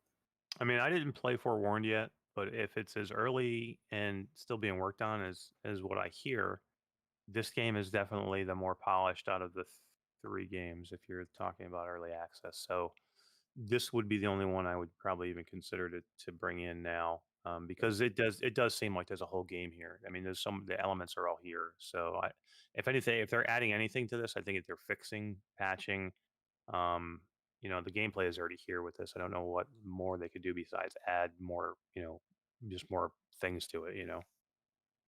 Well, let's move on, and then we'll come back if we need to and make the decision in the end. But we still have two more titles to talk about, namely Rhythm of the Universe Ionia from Road 2 Entertainment. This is kind of the opposite situation that we had with Clash of Chefs. This game does not really have much consideration on Oculus Quest, but PCVR, a completely different story, isn't it, Roots? Yeah, yeah, it was definitely very beautiful, very cool experience, and really enjoyed it. Yeah, Eric, you know, admittedly short, not very difficult in terms of gameplay, but solid storytelling and exceptional production values. You can count on your fingers the number of games on this level of detail graphically. Yeah, this is like the tale of two games or two systems, same game on two systems, because where the Quest version completely falls apart, this is where this version completely excels and becomes, a real contender for game of the month. Because of the beauty of this game and the story behind it is really really good. The only downside is its length, really, and maybe a little bit in the movement department, which is not the best. Yeah, yeah, Um, length is not the only downside because this game is somewhat riddled with jank with regards to movement and interactions, and I think pretty big setback in a competitive month like this. What say you, Roots? Uh I just I was zoning out on the streams doing some weird stuff. Um, My main thing is I as much as I enjoyed it, I enjoyed other games more than this particular one. I mean, it's more of an experience. It is shorter, a very beautiful, cool story. I just don't think it's for me game of the month. Well, do you think that in particularly the jank with the control system holds it back with regards to this discussion? Yeah, I mean, it definitely is. Definitely doesn't help for sure, right? I mean, you want your, it's There were so many. There's so much good to this game, and then having something like that hold it back definitely is not good. Eric, just about everybody I saw that reviewed this game talked about falling through the floor into the upside down. I think we all did that, but I only could do it on one spot. Did you jump off the ladder and fall through the floor like everyone else? Yep, because you want to jump down. It's like I think everybody did the same thing. You want to jump down there because you think you can just jump down easy and quick instead of having to climb back down. And you jump and bam, you're gone. You got to restart the whole game from there because you're stuck in the floor. You're stuck in not even in the floor. You're stuck in the limbo. Yeah, right, right. Luckily, uh, I mean, even though the options and menu left a lot to be desired, at least it was easy to get back out from that spot, right? With the hold the button to restart the Restart. level. Yeah. Yeah. Yep. Yeah, I mean, and the teleport was definitely better. So if you didn't try to free loco the game, you could get through it much easier with teleport. So it didn't break the game completely, but uh, it's not my game of the month. I can tell you that for sure. No, I've never been in a game where when I look up, it goes to black screen. I felt very claustrophobic. So You know, for what it's worth, though, while it may not be our game of the month, I do think that it does merit people's time. This is a Viveport Infinity title. yeah, And it's fairly priced, even if you don't have Infinity. It's only a $15 game, and a portion of that will go to charity. So, I mean, if you like eye candy, and a lot of the PC gamers out there love their eye candy, you can do no better than this. It's a beautiful experience while it lasts. yeah. Yeah, yeah. There's a lot to behold here. I mean, I mean, everybody should go in especially if you got Viveport, go in and look at this game. You'll be wowed. If you want that holy crap VR moment, you'll find it here. Yeah. Yeah, certainly. And there's more than one of them. Like Mhm. it's moment after moment after moment until it's over with. So, Yep. um, so yeah, it deserves a spot on this list. I'm not so sure that it deserves to win. All right, and then we move to the seventh and final entry into the PCVR Game of the Month. We already talked about Sweet Surrender. Guys, some of the most fun I had in VR this month was playing Sweet Surrender. Certainly a deserving entry on this list. Yeah, yeah, I really enjoyed it. I think, like I said, the depth of the gameplay was what really wowed me. Of just feeling like that we finally had a game that was building towards something as you progressed, right? So Right, right, and depth of progression, and I mean, just fun overall gameplay. Something that's fresh every time you go in, and addictive, Eric. Right? Yeah, this game always has you coming back for more in this game. I mean, look at Wes. Didn't you like leave your game because you didn't want to? You just left it like paused because you didn't want to lose how it. You did had a that good game run going. go? Did it Yeah, go? come on, tell us. I died immediately. That's how they go. That's how they go. Or your PlayStation 5 freezes up and you lose a banger run in Returnal because Oh God. you had a download and it froze up your PlayStation and you're ready to commit suicide. Yeah, Because yeah. I had you I get the had a best run I ever. had the perfect run going, and I went in immediately after we ended that episode into a whole new level. Like I was out of the mines and into the outside area.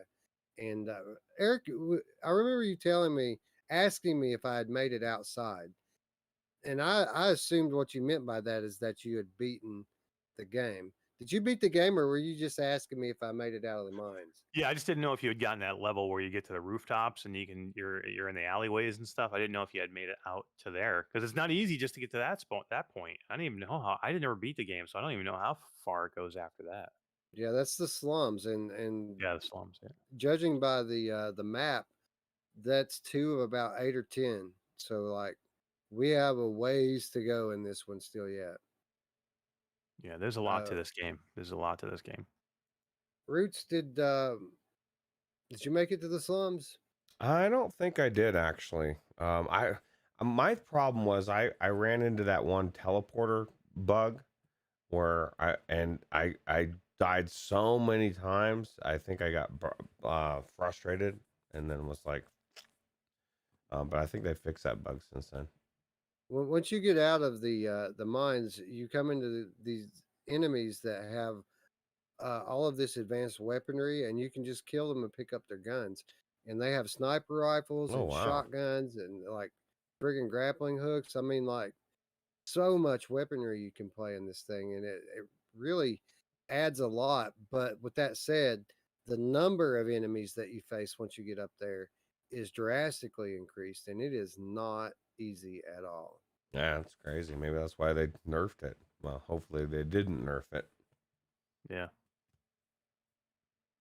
All right, so difficult decision. So at first we have the decision whether or not we're going to allow Beanstalker in the conversation or not. And when I put it to a poll, um, the chat thinks that we should.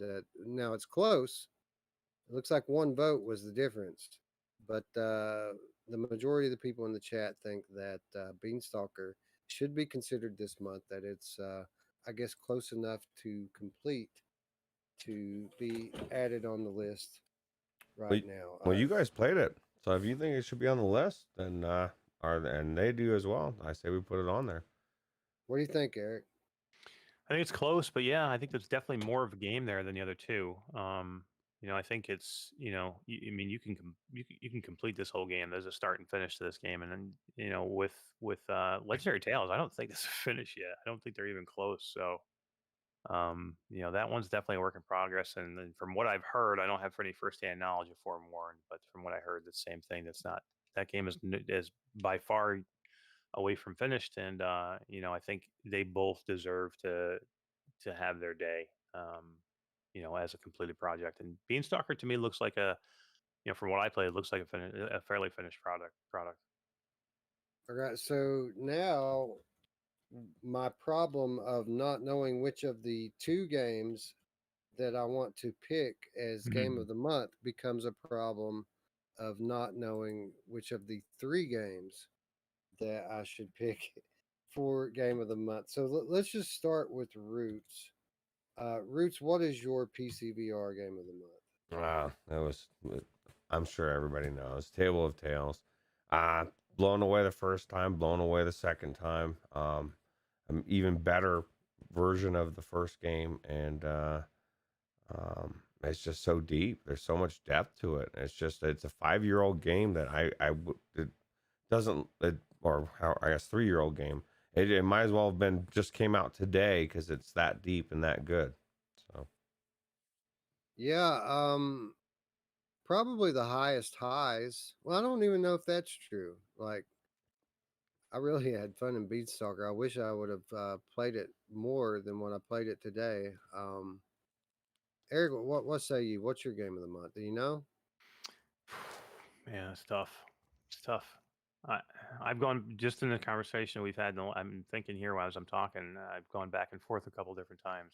I think I'm going to take Sweet Surrender out of it. I'm going to try and decide between Table of Tales and Stalker. Okay. So let's examine that for a moment then. Probably, well, easily the more polished game is the one that's not early access. The Table of Tales is a game that's been around for years. It is just as unique in its gameplay as Beanstalker is. Um, it does what everybody loves about Demio before Demio did it, and it's a great story driven single player game. Beanstalker, while it still is a work in progress, is very polished in its own right and seems to be endlessly replayable. And at the same time, there's a start point and an end point, but it's going to take a lot longer, I feel like, to get to the end of Beanstalker than it would to take to get to the Table of Tales. So it really just depends on what you value more. That story driven single player experience, they both kind of cancel out in the novelty factor and originality.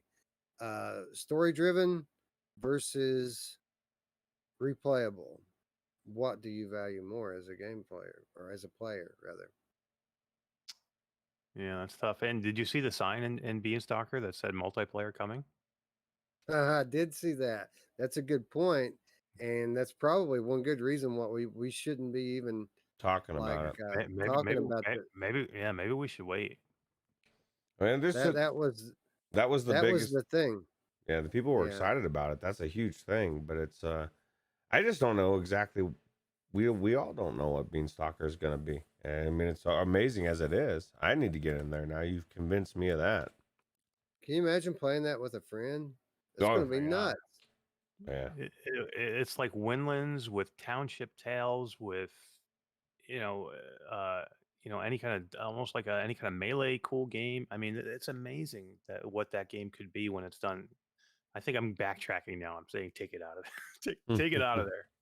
Yeah, I think I'm going to agree with you there because I'd forgotten about that the multiplayer hasn't even unlocked in the thing yet. That's the big thing that's still left in early access is multiplayer gameplay. And it's the one thing that we always ask all of these games to add, and it's coming. So I think I'm going to agree with you there. And all of a sudden now we have clarity, right? Beanstalker gets moved to another conversation, and we all agree, including the chat, who even with Beanstalker in the conversation, they all voted that we should put it in the conversation.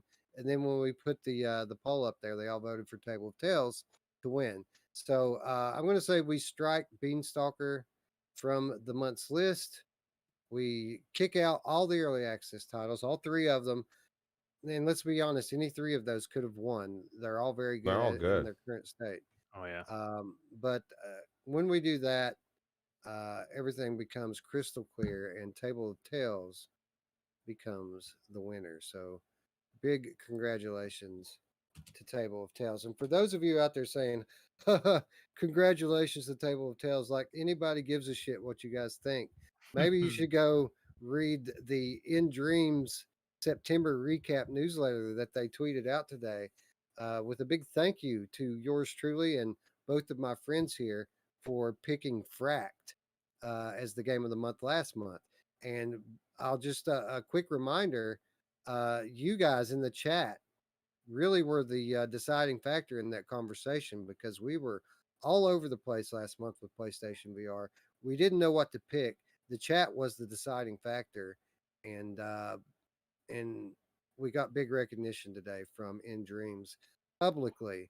So a big shout out to them and a thank you, and a shout out to all of you who participate in these chats. Uh, Guys, having this poll feature is a It's game nice. changer for these Game of the Month chats. I mean, it really makes a big difference and makes things much more clear when we're doing this.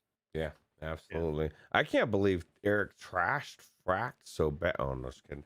He was like, he was like raving about how good it is. Of course, at that time I hadn't played it, but I have since gone into it, and it is really good. I need to actually play the full game, is what I need to do instead of the demo. Yeah, but we didn't throw it at him though. It's not like we were like, oh yeah, in dreams, give it to him. It was a good discussion. I mean, we were all like Wes said, we were all over the place. I mean, there was a lot of stuff going on, and I think we went back and forth a couple of different times. And like you said, I think it was the chat that pushed us all over top, even though we all loved it. Zion says Yeah. honorable mention for Beanstalker, but that I think we can't. Obviously, that gets negated by pulling it, right? So. Yeah, that was what I was going to do if we were going to keep it on the list. But I think we made the right decision to push that. I mean, we can't accurately and fairly judge it with such a big component of the game not playable yet. Yeah. And when the multiplayer hits, by that point in time, Roots will have played it as well. It'll be a complete game, and it'll have to go up against Half-Life Alyx 2 or something crazy like that, Yeah. and we won't even consider it. Yeah. Well, that'll be the story of the Beanstalker. Well, hopefully, I guess if anything, definitely pick it up. Definitely worth playing. Multiplayer is coming, and hopefully Viveport Infinity gets it as well. We just recommended it for $30. I mean, yeah, that's true. That kind of says a lot, right? Yep. Yep. Anyway, I think it's going to wrap up our episode. Guys, good work. Good episode. Great games. And again, don't forget, guys, Shadowgate VR, the Mines of Mythrok, releasing tomorrow. We already said everything that we can say about it. Song of the Smoke coming as well. So lots to look forward to. Be sure, if you haven't already, to subscribe and hit that bell so that you can stay up with all of our content going forward. And guys, so much content coming up. Eric, you're getting ready to stream on the channel. Is that right? I am going to start streaming Resident Evil 7, and I am so looking forward to it, man. I can't wait. I may scream. I may scream on camera. If you want to see me scream like a girl, come see me. If a game can make you scream, then you are going to scream. Or curse. That's the one game that will make me curse like a sailor, and I'm trying not to curse. And Roots, I mean, you're going to be doing some streaming coming up as well, right? In your own right? Yeah, absolutely. I got to decide what to do. Persistence was thrown out there. I'd like to actually check that out again. So yeah, Persistence on PS5. You got Rush of Blood. I mean, there are things. There's dreams. There's dreams as well. So, that's true. That's very true. There's lots to do. Dreams is something that we could all do and still never see the end of it. You know. Yeah, there's a lot of stuff. I would throw out there as a suggestion as well. Something I'm going to do that you guys can also do is we should explore the Half-Life Alyx modding community the same way we're going to explore Dreams, because there's some good horror stuff on there as well. That's true. Yeah. Anyway, I've got tons of things planned in my own right that we're still going to hit this month. We're going to do the Medium probably tomorrow in the daytime, if not probably the day after, while these guys are working. So you guys can feel free to stream. Even still, you know, we can do multiple streams in a day if I go in the daytime and you guys go in the evening. A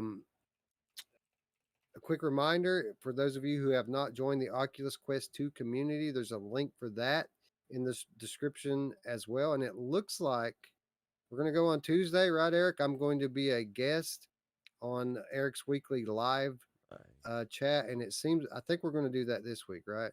Yeah, if you're available, you were going to let me know tonight, so I guess that's you saying you're available.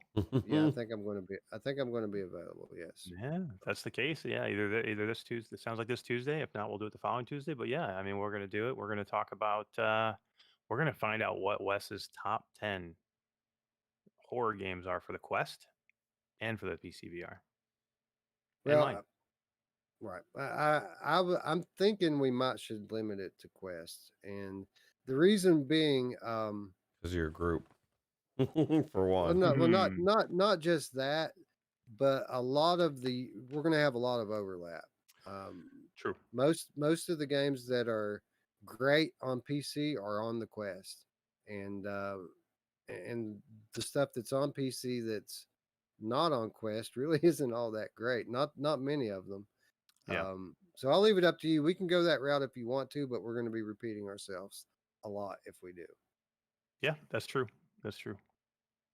But anyway, tune in for that. Should be a fun discussion. Again, big thanks to everyone who who showed up to hang out and help us figure out all this stuff. We love you guys and appreciate you. And as well as all of you who are going to catch it tomorrow, just because you want to know what happened. So, with that said, friends, we'd like to thank you all once again for watching. For Ruuts and Eric, I'm Wes. We'll see you tomorrow, friends. Bye now. Take it easy. See you later.